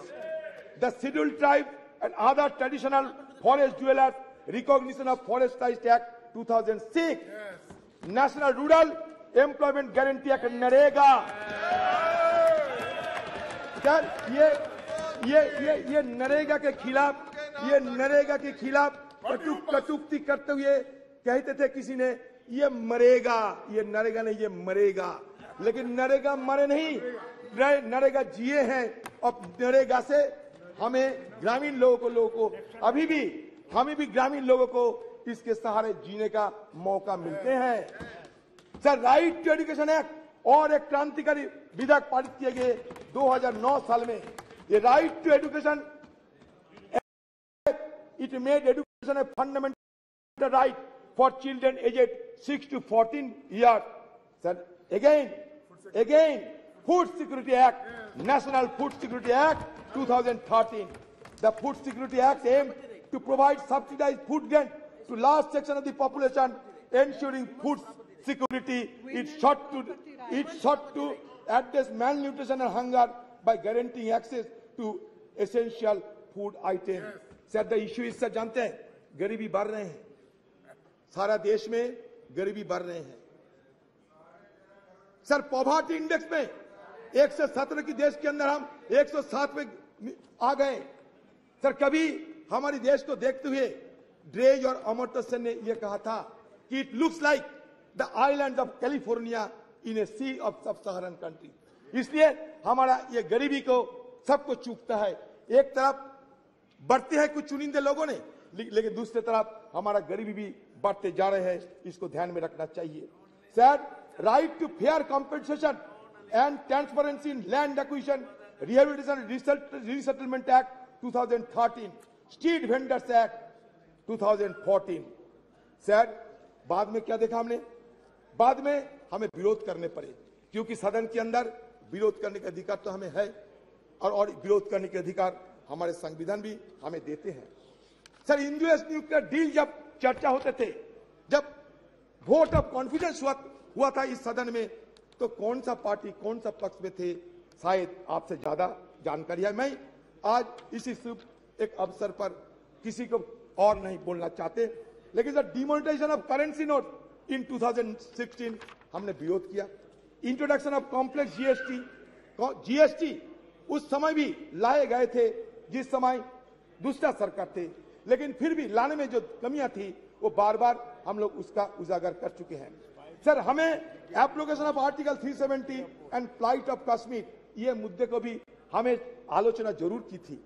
Kashmir हमारा अंग है sir. आज भी देखिए कश्मीर में हमारे फौजों को जान गंवाने पड़ती, इसमें तो यह साबित होते हैं उस दिन हमारी तरफ से जो शंका जाहिर किए थे वो शंका सही है। सर आज मैं ये चाहता हूं कि हमारे सदन के अंदर हमारे जो रणकुबड़े जो फौजों ने वहां जान गंवा रहे हैं उसके लिए कम से कम हम थोड़ा सा मौन व्रत करते थे, थोड़ा सा साइलेंस ऑब्जर्व करते थे, अच्छा होते सर। एक तरफ मणिपुर, दूसरी तरफ जम्मू कश्मीर जल तो रहे हैं दोनों, और हम जल तो रहे हैं, इसलिए हमें बहुत कुछ करना बाकी है। ये तो सिर्फ एक झांकी है, हमें बहुत कुछ करना बाकी है सर। और एक देखिए, और एक divisive legislation, citizenship amendment act 2019 and NRC, तो इस तरीके की डिविजन लेजिस्लेशन के विरोध हम लोग किए हैं सदन के अंदर। जो हम किए हैं बताते हैं सर, हम लोग विरोध किए हैं, ये फार्म लोग के चलते हम विरोध किए हैं, और हमारे विरोध के चलते, देश की किसानों की विरोध के चलते ये सरकार को फिर वापसी तो लेने पड़ी सर। फिर digital personal data protection act हम लोग तो विरोध किए थे सर। जो किए हैं हम वजह क्या है बता दिए हैं सर, और ये सारे हमारी तरफ से बात रखे गए हैं सर। हम तो ये चाहते हैं कि आज की हालत में हमारी तरफ से और एक मांग आपके पास रखना चाहते हैं। वो मांग ये है सर कि हमारी सदन में एक आप नियम चालू करें, इसमें विपक्ष के लिए सिर्फ एक दिन विपक्ष के लिए डेडिकेटेड किया जाए। उस दिन विपक्ष सब कुछ बोलेगा, विपक्ष को जो मर्जी विपक्ष को बोलते रहेंगे, इसलिए एक दिन विपक्ष के लिए अब रख दिया करो सर। आपको शायद ये भी जानकारी होंगे कि हमारे पार्टी की तरफ से, खासकर हमारे पार्टी की CPP chairperson madam Sonia Gandhi ji, ये Sonia Gandhi ji women reservation bill के लिए सदन में कितने बार सवाल किए हैं, और उन्हीं की अगुवाई में राज्यसभा में पारित होते हुए भी ये आज तक साकार नहीं हो पाए। तो हमारी तरफ से फिर हम ये मांग करते हैं कि आपकी सरकार रहते हुए ये वोमेन रिजर्वेशन बिल को पारित किया जाए। ये हमारी देशवासियों की मांग है। मुझे लगता है कि आप हमारी बात को जरूर गौर से सोचेंगे सर। बस हो गए सर। मैं ये कहना चाहते हैं सब देश के हम ये कहना चाहते हैं सर, ये हमारे अभी भी बहुत सारे चैलेंजेस है, हमारे लिए बहुत सारे अवसर भी है। तो चैलेंजेस एंड अपॉर्चुनिटी के बीच मैं ये कहना चाहते हैं कि आज देखिए एक माहौल पैदा होते जा रहे हैं कि मेजोरिटी रहने से सब कुछ कर सकते हैं sir. There are fears of an ambition to establish a one party dictatorship, ये देश में एक माहौल पैदा हो रहे हैं। This has led to the sidelining of the opposition's role in parliament, destabilization of opposition-led governments through tactics like the purchase of members of legislative assembly and the selective use of central agencies such as Enforcement Directorate, CBI, Income Tax Department against opposition leaders and ministers. Furthermore, the devaluation of Parliament and the erosion of parliamentary procedure have become particularly pronounced during the second term of this dispensation. In 2021, the Parliament convened for fewer than 50 days with minimal discussion on legislation and inadequate scrutiny of legislative bills. The decline in the referral of bills to standing committee is also notable, dropping from 60 to 70% during the previous government to only 22%. आपके लिए अच्छा होगा, ये हमारे deputy leader है, पूछिए ना sir. हो गया the first term of this government, a mere 13% in the second term. Additionally, the opposition has been denied the right to raise issues and press for vote during the legislative process, further undermining parliamentary norms. Sir, same is the status of Rajaswa. I don't know whether it will be allowed or not. Sir, India's transition. Sir, मान मान के चलिए, India's transition from one party dominant system to multi-party system, and more recently to a nascent one-party system under this regime has fundamentally altered the dynamics of engagement with Parliament. One positive aspect of parliamentary story is its representativeness. Initially in 1952, Parliament consisted mainly of lawyers associated with the freedom movement and pre-independence legislative bodies. But now, scheduled caste, scheduled tribe, OBC, all have been included in the legislative mechanism. It's a very positive idea. Sir, मैं जानता हूं sir आपको थोड़ा जल्दबाजी है, मैंने आपने पहले ही बोल दिया था। सर मैं ये कहना चाहते हैं कि देखिए सर, ये हमारे देश, इसमें तरह तरह की बात तो किए जाते हैं, लेकिन सच तो ये है कि इंक्लूसिवनेस की बात होते हुए भी इंक्लूसिव नहीं है हमारे पार्लियामेंट। आप खुद देख लीजिए, नंबर देख लीजिए, माइनॉरिटी कम्युनिटी के लोगों को संख्या देख लीजिए और खुद तय कर लीजिए। मैं कुछ नहीं कहूंगा, आज कटुता हम नहीं चाहते। सर बात यह है कि सर ये हिंदुइज्म की अगर बात करें, हिंदुइज्म क्या होते हैं? हिंदुइज्म में 4 वेद है, मिलियंस ऑफ गॉड्स है, 18 उपनिषद है sir, 6 classical school of philosophy है सर, दो एपिक है। अच्छा ठीक है, अच्छा मान लिया आप अच्छा ठीक है, तो है तो that means what does it suggest? It suggests that plurality is the essence of our civilization. We may be a young nation, but certainly we can proud of old civilization. Sir, हमारे civilization क्या कहते हैं? Plurality की बात करते हैं। India as a nation or as a civilization is an unending celebration of pluralism. Sir, pluralism accommodates differences, and differences in turn embody, enact dissent. Sir ये हम कहना चाहते हैं, जब ये कहते हैं कि वसुधैव कुटुंबकम का मतलब क्या है? यही तो मतलब है, सबको चिंता को, सबकी भावना को शामिल करना चाहिए। सर हमारे सरकार कहिए, हमारे संस्कृति कहिए, ये संस्कृति में ये भी दोहरा गया है, अहंकारम बलम दर्पम क्रोधम। सर अहंकारम बलम दर्पम ये वर्जित कहते हैं हमारे हिंदू धर्म। सर इसलिए मैं कहना चाहते हैं, अहंकार को छोड़ना चाहिए हम सबको। हो सकता है आपका बहुत सारी क्षमता हो सकता है, आपको कभी हमको, लेकिन इसको वर्जन करना चाहिए। अहंकारम बलम दर्पम कामम क्रोधम समस्थिता मम आत्मा सर्वदेहेषु प्रदो विष्णु अभ्यसुआ का मतलब क्या है? मतलब ये होते हैं कि ऊपर वाले को गुस्सा की आप आमंत्रण ना करें तो बेहतर है। सर इसलिए आज जब सदन के अंतिम दिन है, मैं उस बुजुर्गों को शरण करते हैं जो हमारे बीच अभी नहीं है। Carry on. हाँ sir,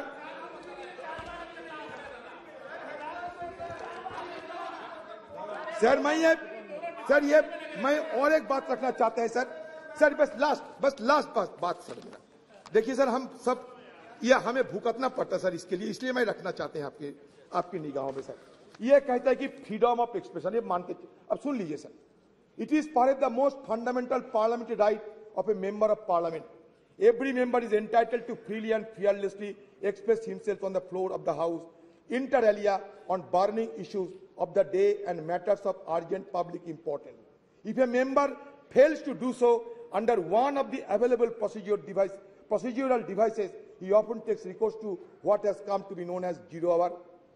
While unparliamentary or objectionable expression may be expunged from the proceedings of the two houses of parliament by the respective presiding officer under the existing rules, shutting off or blinding the proceedings of any house under the presiding officer's direction, that nothing of what is said without his permission would go on record may be questionable desirability, in as much as in that case the reports of the proceedings cannot really be regarded anymore as a faithful record of all that happened. This applies equally well to the expurgated and edited version of the selected proceedings that may be telecast. In any case, when the question hour or any other part of the proceeding is telecast live, how can the presiding officer expansion orders operate? Sir, इसलिए हम चाहते हैं कि हमारे अधिकार को ये दे जाना चाहिए सर। हम चाहते हैं कि सदन की जो गरिमा, वो गरिमा बरकरार रही है सर। आज स्पेशल सेशन है, ये नॉर्मल सेशन है, क्या है किसी को पता नहीं। हमें बाहर से मीडिया वालों के हवाले से पता चलता कि स्पेशल सेशन है या नहीं। सर, जब मिडनाइट सेशन होते हैं, जैसे कि आजादी के दिन हुई थी 14-15 अगस्त, वैसा मिडनाइट उसमें चर्चा नहीं होते। जैसे कि जीएसटी के लिए नरेंद्र मोदी जी किए थे, चर्चा नहीं होते, लेकिन बाकी स्पेशल सेशन में चर्चा होते। लेकिन इसके साथ साथ बाकी लेजिस्लेशन नहीं जा सकते। लेकिन यहाँ 8-9 सारे मुद्दे को आप शामिल किए हैं। पता नहीं इस तरीके की कैसे आप सदन को गरिमा को बरकरार रखेंगे। क्वेश्चन आवर में हमें शामिल होने का मौका नहीं है, जीरो आवर उठाने का मौका नहीं है। फिर आप कहते हैं कि गणतंत्र की गरिमा को बजाय रखना चाहिए। सर, ओल्ड से न्यू हम जाते हैं, ओल्ड को हम भूलना नहीं चाहते। Old is always gold. Sir, there is a saying that old horse is best to ride. Old horse is best to ride. Accordingly old house is best to बस। हम नया सदन में जाएंगे, लेकिन पुराने को याद में रखेंगे। सर, फिर एक बार कहना चाहते हैं, हमारे राजेश खन्ना जी बाबू मोशाई एक पिक्चर थे, उसमें कहा था जिंदगी बड़ी होना चाहिए, लंबी नहीं। हम रहे या ना रहे, लेकिन आज सदन के अंदर हम जो करते जा रहे हैं, अगले दिन हमारा पीढ़ियों ने इसको याद रखेंगे। इसलिए जिंदगी बड़ी होना चाहिए, लंबी नहीं। ये बात कहते हुए मैं अपना बात समाप्त करता हूं। माननीय सदस्यगण, मुझे आपको सूचित करना है कि लोकसभा और राज्यसभा के सदस्यों का संयुक्त ग्रुप फोटोग्राफ, राज्यसभा सदस्यों के ग्रुप फोटोग्राफ और 7वीं लोकसभा के सदस्यों का ग्रुप फोटोग्राफ मंगलवार 19 सितंबर 2023 को 9:30 बजे संसद भवन के प्रांगण नंबर 1, द्वार संख्या 1, सेंट्रल हॉल के बीच में किया जाएगा। अतः मैं आपसे अनुरोध है कि ग्रुप फोटोग्राफ के लिए 19 सितंबर 2023 को पूर्वाह्न 9:15 पर उपस्थित स्थल पर पहुंचे, ऐसा मेरा आग्रह है। श्रीमान टी.आर. बालू साहब। Sir, from 1962 onwards, the DMK, now presided by the Honorable Chief Minister of Tamil Nadu, Dr. M.K. Stalin, has been part of all historical discussion in this House and also in the other House. Sir, though called this is the special session, there is nothing special about it. Just yet another session. The new Parliament building has been constructed at an enormous cost without a felt need.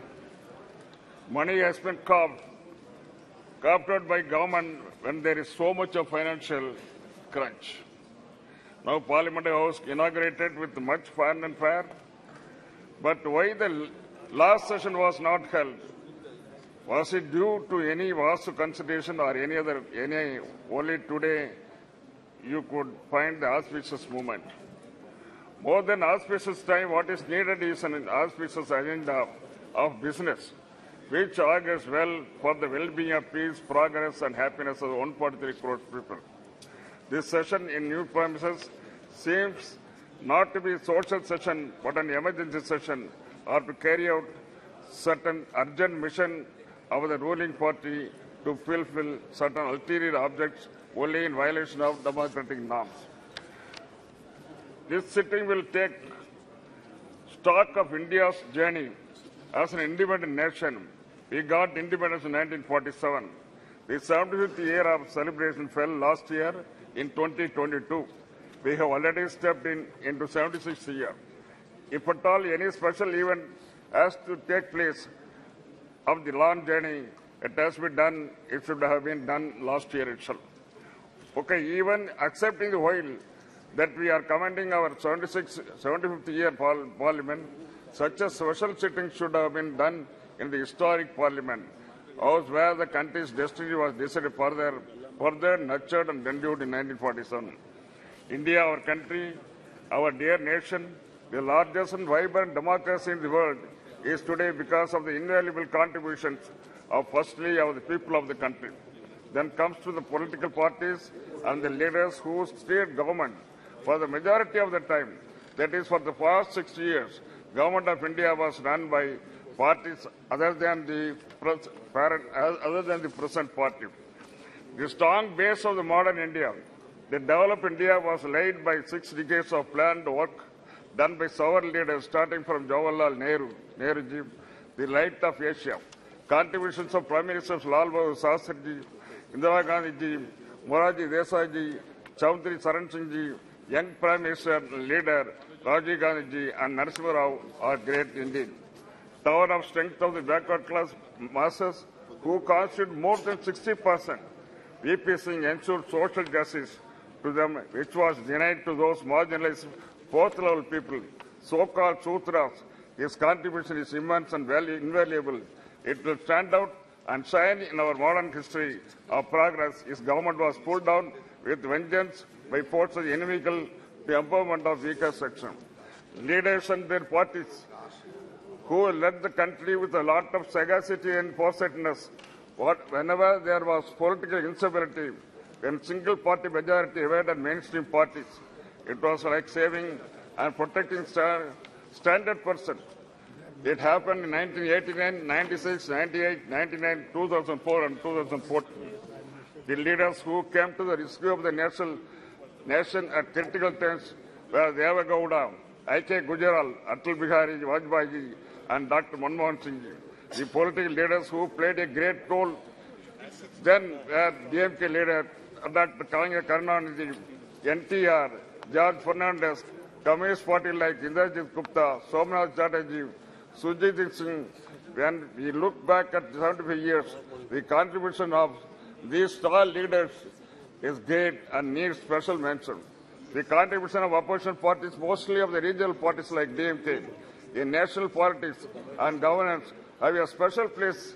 This constructive opposition criticism and suggestions have helped the government from time to time take corrective measures because they have represented the regional interest and linguistically minority population groups. DMK in parliament since 1962.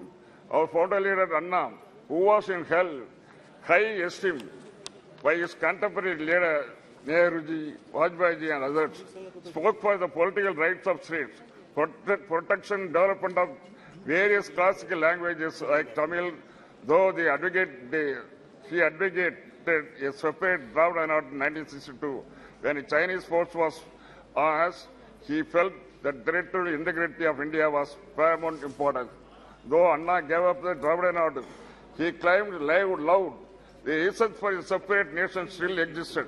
That way, it was sagacious advice of central government. After all, India is a union of states. That is the constitutional position. 560 princely states and kingdoms, including large countries like Kashmir, Hyderabad, small kingdom like Pudukkottai, Tamil Nadu, joined later with independent India. Sikkim was the last to join in Indian part. In the last 75 years, promises given to its members, state and just aspiration of the people of the states, with various cultural traditions have been broken by Union of India. The latest example is repeal of Article 370 and snatching away the special status of Jammu and Kashmir, like rubbing salt on the serious wound that large states have now been broken into 2 union territories, whereby the emotions and rights of the people of Kashmir have been trampled upon. While looking back India's 75 years, patting our backs and claiming credit to the impressive performance like Chandrayaan by individual leaders and parties is not appropriate. The success we have seen so far is success of 140 crores of people of this country. Without their support, strength, labor and commitment, nothing is possible. What we have really introspect the failures we have faced in 75 years. These failures are the result of the broken promises as in Kashmir, Manipur, Tamil Nadu and other states. Union of India should go extra mile to get full confidence of the people of states and fulfill the regional aspirations in terms of secularism, equal rights for development, linguistic, political and democratic rights. While mentioning about the crucial role played by DMK party in ensuring stability and national government at the center, I have tell you about the support extended to Indiraji government in 1969 and Vajpayee government in 1999. After vertical split support by Congress in 1969, the Indiraji government lost majority. It becomes a minority government. This happened after leader Anna has passed away in 1969.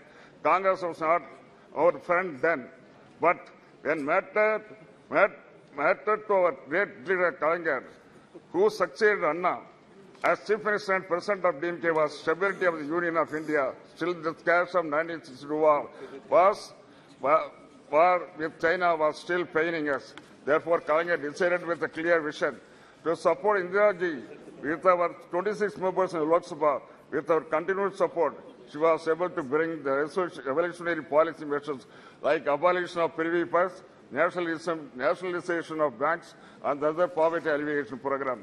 Anna, a good friend of Atalji, after a very long political struggle, he is able to lead BJP to power in center 1998. It was a feeble, ragtag coalition with a particular. Poor Vajpayee, a gentleman leader, was carrying on with his government.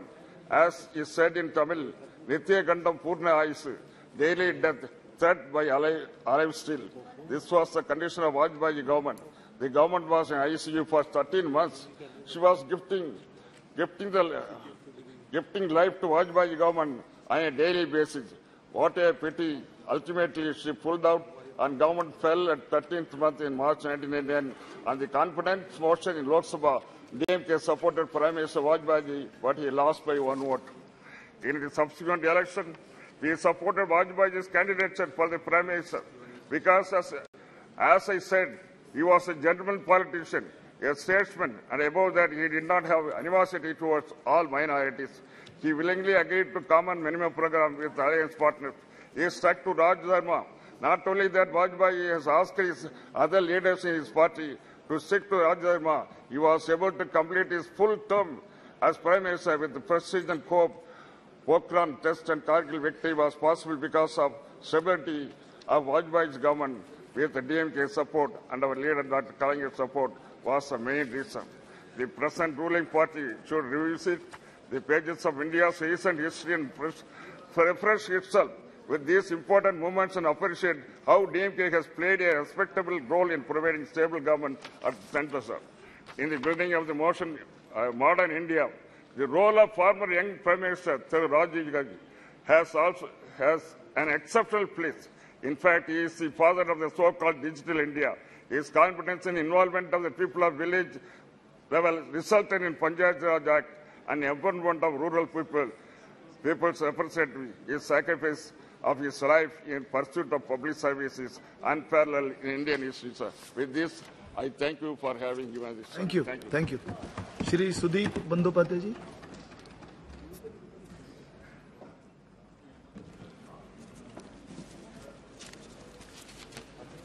Sir, I rise to speak on the discussion on parliamentary journey of 75 years, starting from Samvidhan Sabha, which has not yet been discussed in details at all in the House. Achievements, experience, memories and learnings. Sir, this is the last day of the current Parliament House. And this is possibly the last agenda we are going to discuss. So on the day of the nostalgia, we feel a flood of memories. The past and pledge to preserve our best democratic traditions for the future. Sir, the journey began just after independence with the covering of the Samvidhan Sabha or Constituent Assembly, the list of members who registered and presented their credentials on the discussion held on December 9, 1946, from Bengal had been a veritable roll of honor. Many speakers took part. I will just remember their role. It read as follows. 1. Dr. B.R. Ambedkar from Bengal. Mr. Sarat Chandra Bose. Mr. Kiran Shankar Roy. Mr. Frank Reginald Anthony. Mr. Satyaranjan Bakshi. Dr. Prafulla Chandra Ghosh. The list included another 25 members from Bengal who took part on this debate for the final publication of the Indian Constitution. Sir, the proceedings of the Constituent Assembly would have been very dull, Dr. Ambedkar said in his final speech. In the Samvidhan Sabha, if all members had yielded to their party lines or party discipline in all its rigidity, then it could be a gathering of yes men only. But few persons raised their voice of their own, going out of the placed resolution, which there were rebels rising to the lend qualified support to Dr. Ambedkar's motion to pass the Constitution. One of these rebels was Hari Vishnu Kamath, suggested that we the people of India. And that was inducted in the Constitution with the proposal of Hari Vishnu Kamath, we the people of India, had come to the end of a long journey, which was, however, the beginning of a longer, a more arduous and a more hazardous one. True to the Indian genius, he noted, our struggle, our awakening, began with a spiritual renaissance, which was pioneered by Ramakrishna Paramahansadev, Swami Vivekananda and Swami Dayananda. In the wake of those spiritual leaders came the political renaissance and the cultural renaissance, of which the torchbearers, the leaders, the guides were Lokmanya Tilak, Aurobindo and Mahatma Gandhi, and last but not the least, Netaji Subhash Chandra Bose. Today, we once again pay our tribute to those great leaders of our freedom struggle. Set the journey of a next 75 years. The covering of a 17th Lok Sabha in this historic house. Before moving from an old building to a new one, we need to understand the true meaning of the name of our country, India, that is Bharat. We are happy and comfortable with both the names. That we want to reiterate here also. Sir, while speaking inspiration from achievements and memories of the past, that is the main learning we must take for the future.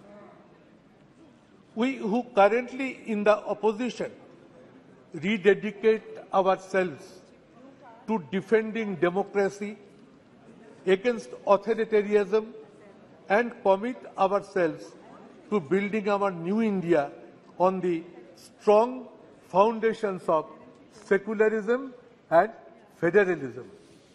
One of our colleagues, Sugata Basu, now he is the head of the Harvard University, was MP in the 16th Lok Sabha, delivered a beautiful speech on this subject, which I remember very much.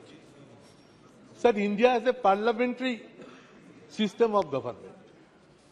We are watching it since last 75 years. The Union of Parliament is the supreme legislative body of India. Our parliamentary democratic system stands upon the principles of communal harmony, secularism, and unity of the country. Ethos of our constitution vibrated as, after the constitution was passed, unity in diversity. This spirit is to be kept maintained. India is a country which almost believes on principles of Nana Bhasha, Nana Mot, Nana Poridhan, Bibidher Majhe Dekho, Milan Mohan. This is unity in diversity. This spirit was reflected from the first Prime Minister of India, Pandit Jawaharlal Nehru, and that should be reflected so long we remain in the country. We speak Ek Jati, Ek Pran Ekota, Ei Desh Hamader Vidhata. This country is godly to us, and this is one country, one feeling should percolate to the hearts of every Indian. We believe the principles of unity amongst Hindu, Bauddha, Sikh, Jaina, Parsi, Muslim, Christian. Somewhere we are finding this idea is not being implemented in all parts of the country. Indian Parliament, sir, is famous for its ornamental speeches, records of debate and discussions since last its inception. Spirit of brotherhood and feeling of respect always used to maintain between one party MPs to the other parties, from which we are now lacking. This system is vanished. Prime Minister was expressing no claps from the opposition. I was hearing. But the system has been collapsed, and this is not a good sign which we are going to face. Sir, Indian Parliament at different occasions and different era have proven that how much powerful can Indian Parliament become at the time of crisis of nation. Whole Parliament stands by India or Bharat. Earlier Prime Ministers, sir, of all times responded to the questions raised by the members. But somehow we are not finding this since last 10 years. Why it is happening? I am here, sir, last 12 Lok Sabha. I have interacted with so many Prime Ministers in question hours. But this time I am not finding it. I hope this will be reflected at the new House. Continuous process of discussion in connection with international and very important national issues were part of regular parliamentary practices. Nowadays, it is totally invisible, sir. Indian Parliament have shown their unity amongst themselves when China or Pakistan invaded India. Atal Bihari Vajpayee ji praised Indira Gandhi by pronouncing her as Ma Durga. At the time of war in Bangladesh, we still remember it. There are exemplary precedents like this in the history of Indian Parliament. Opposition praising treasury benches opposition, these were reflected in the House on many occasions, on several times, but which is now being totally invisible. Keeping faith upon international solidarity and brotherhood, our Parliament has expressed solidarity with many other countries who have fought for their independence. Sir, I was first elected in 12th Lok Sabha as Trinamool Congress candidate. That time, our party leader, Mamata Banerjee, it was the first time a new political party entered into the parliament. And that time, she raised her voice in parliament for 1/3 reservation of in Lok Sabha and assembly. The incident we still remember. She caught one MP by neck when she was going to clear the bill which was going to be placed on the floor of the House. Now Sonia ji has also written a letter to Honorable Prime Minister to take it up. Sir, our demand would be that in the next current new Lok Sabha building, Parliament building, let this women reservation bill be tabled and let it be passed without further delay. Let it be initiated with a positive direction by which this Parliament can initiate its journey with a very positive outlook. Sir, fall of government by one vote, we have witnessed it, sitting on the floor of the House. And we have seen the power of the Parliament. How peacefully the voting pattern went on. And just next to me, Chandrasekhar ji was sitting. He asked me, Sudeep, what is the result of the vote? I said, Bajpayee ji has been defeated by margin of one vote only. He said it to me, oh, if I had the idea, I could have voted for Bajpayee ji, by which the vote pattern could have been different. So these are the memories which haunt me always. Sir, let the present House run with a positive direction. Common principle of parliamentary democracy is that House belongs to the opposition. I tell it at the all-party meetings whenever Honorable Speaker convenes that in a parliamentary democratic system, House should belong to the opposition. But nowadays, bills are being passed without debate or discussions. It is not a good precedent. Both sides are to be more objective in their approach, in their outlook. And when a House can run properly, if the ruling party takes a positive decision, then only it becomes possible. Otherwise, it is not possible for the opposition to run the House in a proper manner. The GST declaration being celebrated by convening midnight parliament session. It was held to make it historical, but many important and extraordinary situations prevailing in the country are not being allowed to raise and discuss in the House. Sir, brute majority in Parliament by one political party at this present Parliament reflects its arrogance is not desirable. What my long experiences say that if brute majority persists, they are in a mood to gag the voice of the opposition.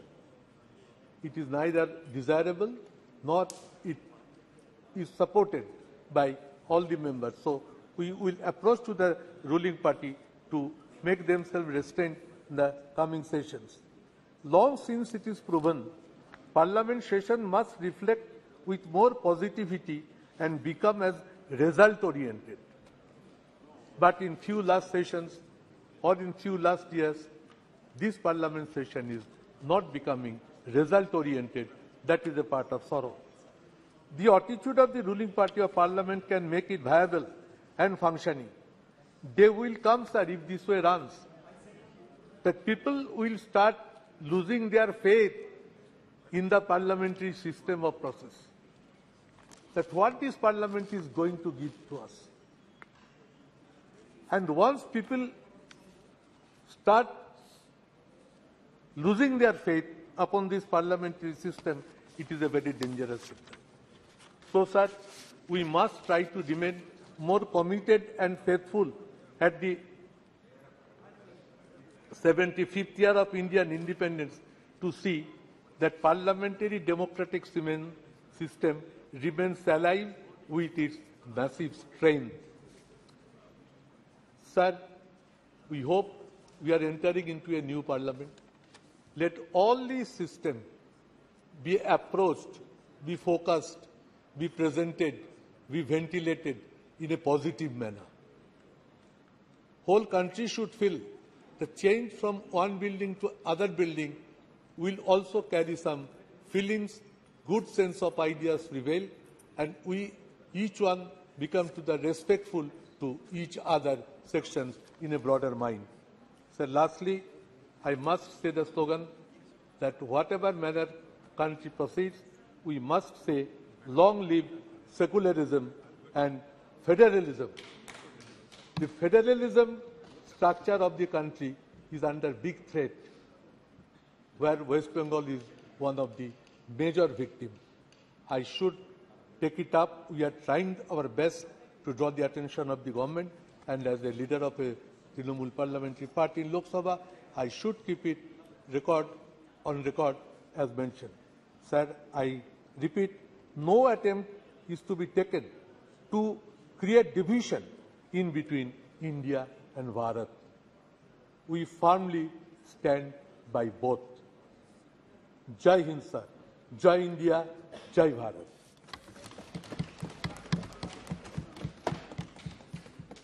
Shri M. Shri Nivas Reddy ji, please. Sir, thank you very much, sir. Speaker, Please, sir. please. Madam ji, just 1 minute, ma'am.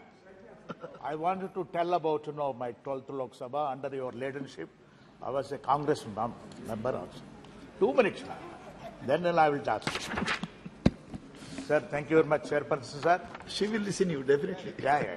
Because she was my leader. Yeah. Please, please. Sir, I compliment our Honorable Prime Minister for, conducting G20 summit successfully, and internationally, the country's name also, in the worldwide totally, India is known everywhere also now, sir. So really, he has put a lot of, effort and hard work for this.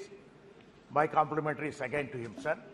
And one more thing, sir, my Chief Minister of Andhra Pradesh, Y.S. Jagannath Reddy, wishes to all the honorable members of this parliament on the occasion of 75 years Samvidhan Sabha, sir.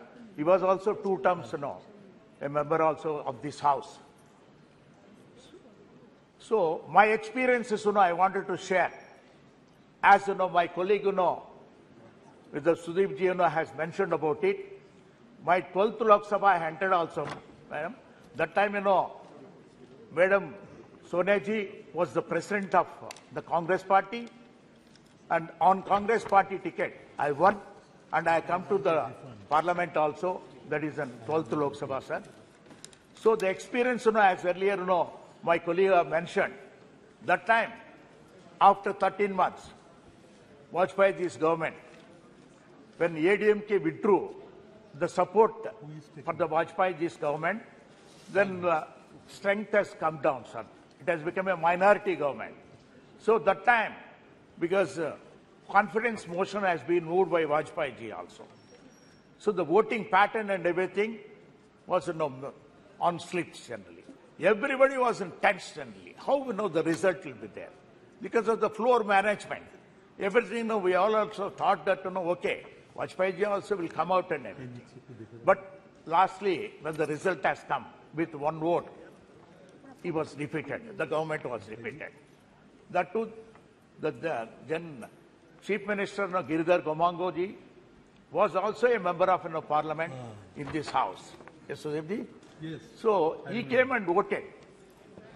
Then otherwise it would have become equal and decided by the speaker also. That time the speaker was Honorable GMC Balayogi. So how the parliament also depends on nature only, finally. God has to decide how it has happened. When we see all these experiences, we cannot forget in our lifetime, sir.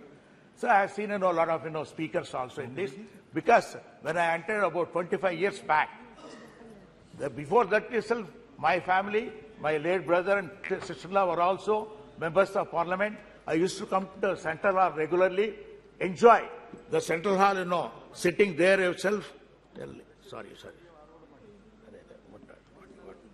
Sorry, ma'am. Sorry. The luxury of the Central Hall, sir. When you sit in the Central Hall and look at the dome, you will feel so comfortable also. Because that only now you are going to miss in the new parliament. And these experiences cannot be, generally, only memories will be there always for us also, sir. And regarding, again, in 14th Lok Sabha, sir, main, important, agreements, Indo-US agreement. This has happened on 23rd August 2006. So the bill that time, to be passed in this agreement was also a potential thing. Later, 14th Lok Sabha itself, 22nd July 2008, confidence motion of Dr. Manmohan Singh ji. That also was a tensionable thing. It was also, floor management could able to, do everything. So that was also in a tensionable. All this, strength of, show of strength and everything used to happen in the midnight only, sir, generally. So the result of the thing was so joyful at the time. Then if you look at it also, sir, 15th Lok Sabha, that is, was thing for, our Andhra Pradesh itself. The division of both the states. Andhra Pradesh has been divided into two states. That is Andhra Pradesh and Telangana. 18th February 2014, the bifurcation, the bill, AP reorganization bill has been passed. But problems are so far, after 9.5 years also, whatever the promises made on the floor of the House, both the houses have not been fulfilled, sir. The special category status, which has been, for 10 years awarded by both of the houses, so far, now we are not getting even, any inch of it also, it has been no move, sir. In spite of, our Honorable Chief Minister, Jagan Mohan Reddy Garu, used to come and visit also and meet Prime Minister and our respective other related ministers also, sir.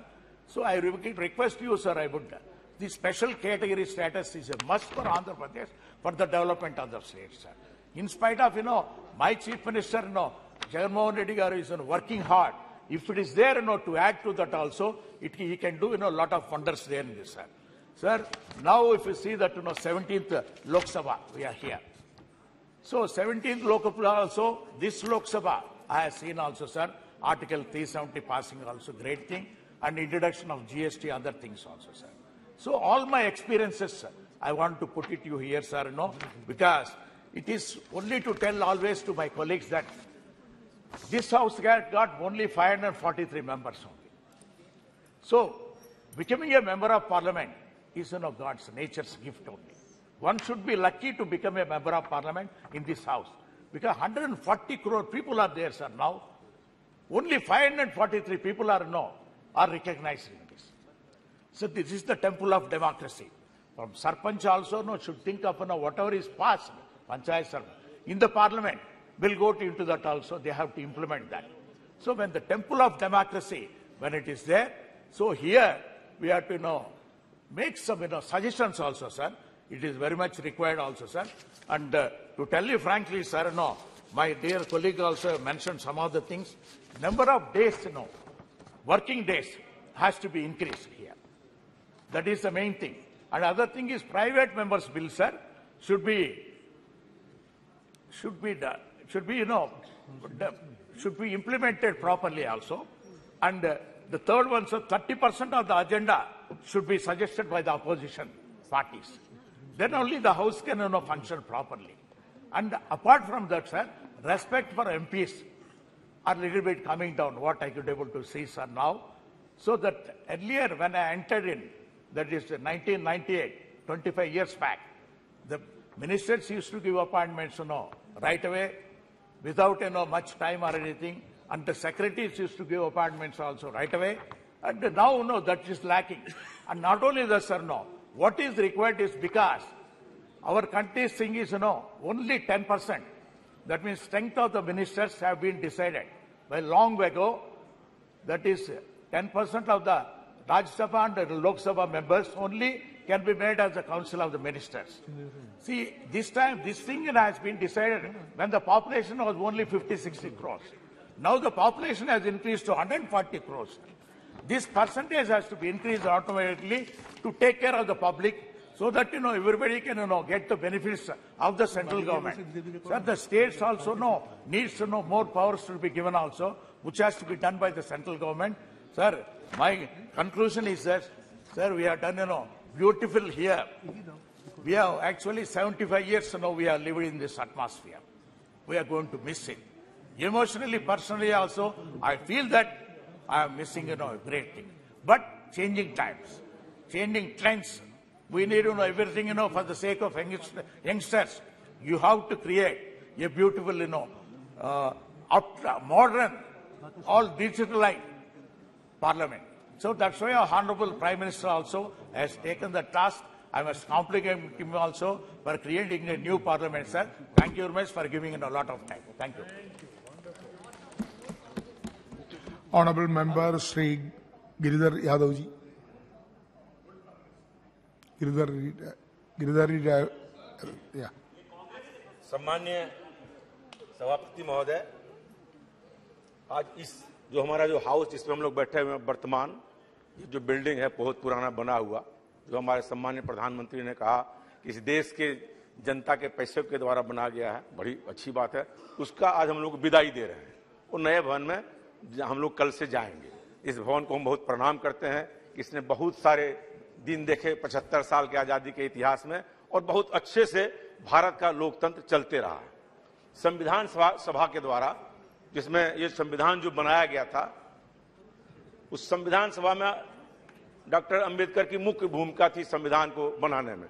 उन्होंने कहा कि भारत एक संप्रभु, socialist, धर्मनिरपेक्ष और लोकतांत्रिक गणराज्य होगा।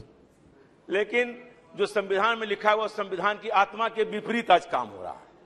लोग धर्म के नाम पर वोट मांग रहे हैं, लोग हाउस में जय श्री राम कर रहे हैं, लोग हाउस में कुछ कुछ बोल रहे हैं। समझ में नहीं आता जो हमारे अंबेडकर जी ने जिस संविधान की रचना की थी, जिसमें धर्मनिरपेक्ष शब्द का उपयोग उन्होंने प्रस्तावना में ही किया है, उसके बारे में क्या भावना है इन लोगों को समझ में आता है कि नहीं? जो इन नारों को लगाते हैं हम समझ में आता। वोट में तो देखते हैं जो नेता हैं, बड़े नेता हैं देश के, वो हनुमान जी का गदा लेके कहते हैं कि वोट दे दो, जबकि संविधान में धर्मनिरपेक्ष कहा गया है और धर्म के नाम पर वोट मांगना उसमें तो डिस्क्वालिफिकेशन हो जाता था। हमको ताज्जुब लगता है कि पता नहीं इन लोगों को लोकतंत्र तो लोकलाज से चलता है। यदि कोई लोकलाज ही खत्म कर देगा तो लोकतंत्र कैसे चलेगा? लोकलाज बचा के रखिए तभी लोकतंत्र चलेगा। और जहां तक बात है, हम लोग हर अच्छे काम का हमेशा सपोर्ट भी करते हैं। जो अच्छा काम है अच्छी बात है। हमारे सम्मान्य प्रधानमंत्री जी ने कहा कि मैं इस सदस्य का सदस्य एमपी बना। वो कभी इस सदस्य के एमपी नहीं बने, वो सीधे प्रधानमंत्री बन गए। एमपी का शपथ उन्होंने बाद में लिया, प्रधानमंत्री का पद पहले लिया। सुने, बस विदाई पर भी बोल रहे हैं, लेकिन उनको एमपी का दर्द समझ में नहीं आता। बोले कि हम सब बंद कर दिए, एक दिन तनख्वाह एमपी का नहीं बढ़ा। क्या एमपी लोग जो गरीब हैं, जैसे हम लोग हैं, हम लोग तो वो तो आज मेट्रो में चढ़ते हैं, हम तो रोज मेट्रो में चढ़ के प्लेन पकड़ने जाते हैं।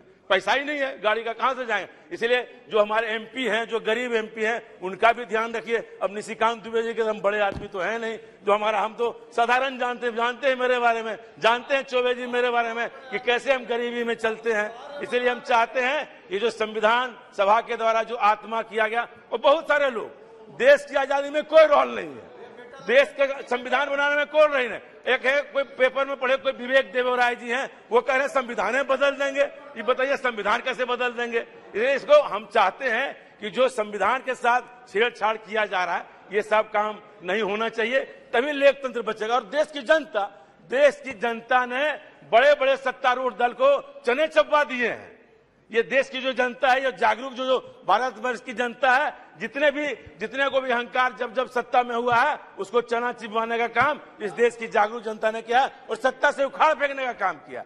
ये हमारा लोकतंत्र है। ये लोकतंत्र कोई एक दिन का नहीं है, वैशाली के जमाने से इस देश में लोकतंत्र चला आ रहा, आज से लोकतंत्र है हमारा। ये तो ट्यूटर पार्लियामेंट जो कहते हैं, वो ट्यूटर पार्लियामेंट जो अंग्रेज लोग बोलते हैं, पहले मेरे यहाँ ट्यूटर पार्लियामेंट था, ब्रिटेन में पहले लोकतंत्र था, उसके पहले मेरे यहाँ लोकतंत्र था।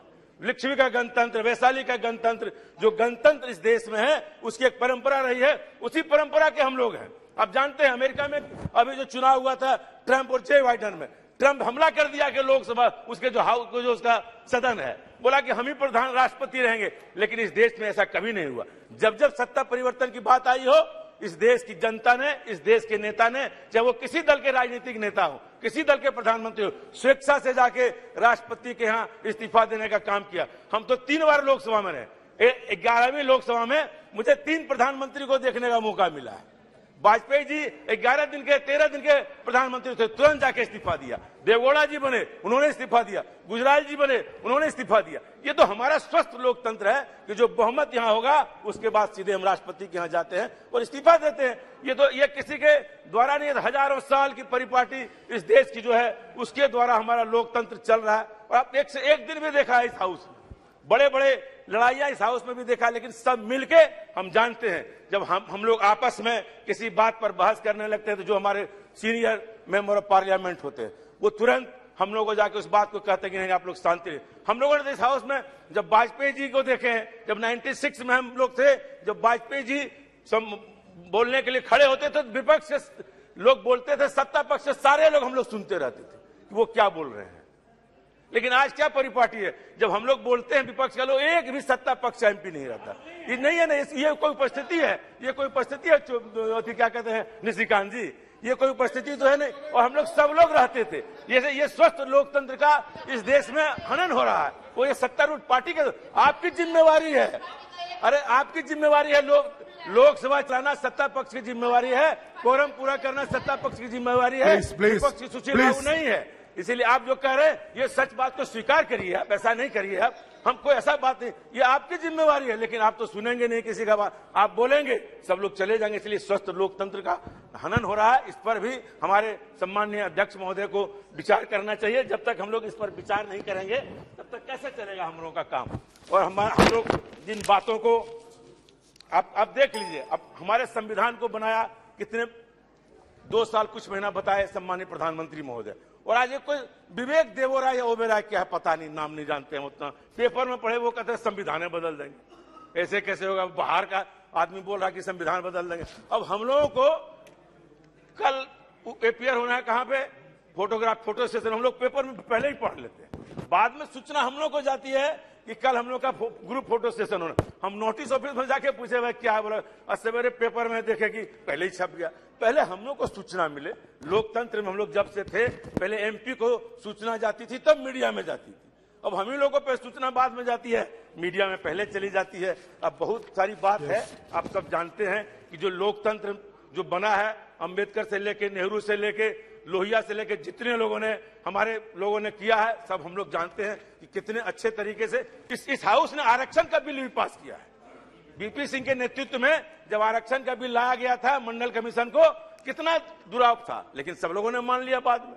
फिर हमारे रामकृपाल जी बैठे हैं, अर्जुन सिंह जी ने शिक्षा का बिल लाया आरक्षण का, लेकिन आरक्षण का जो था वो धीरे धीरे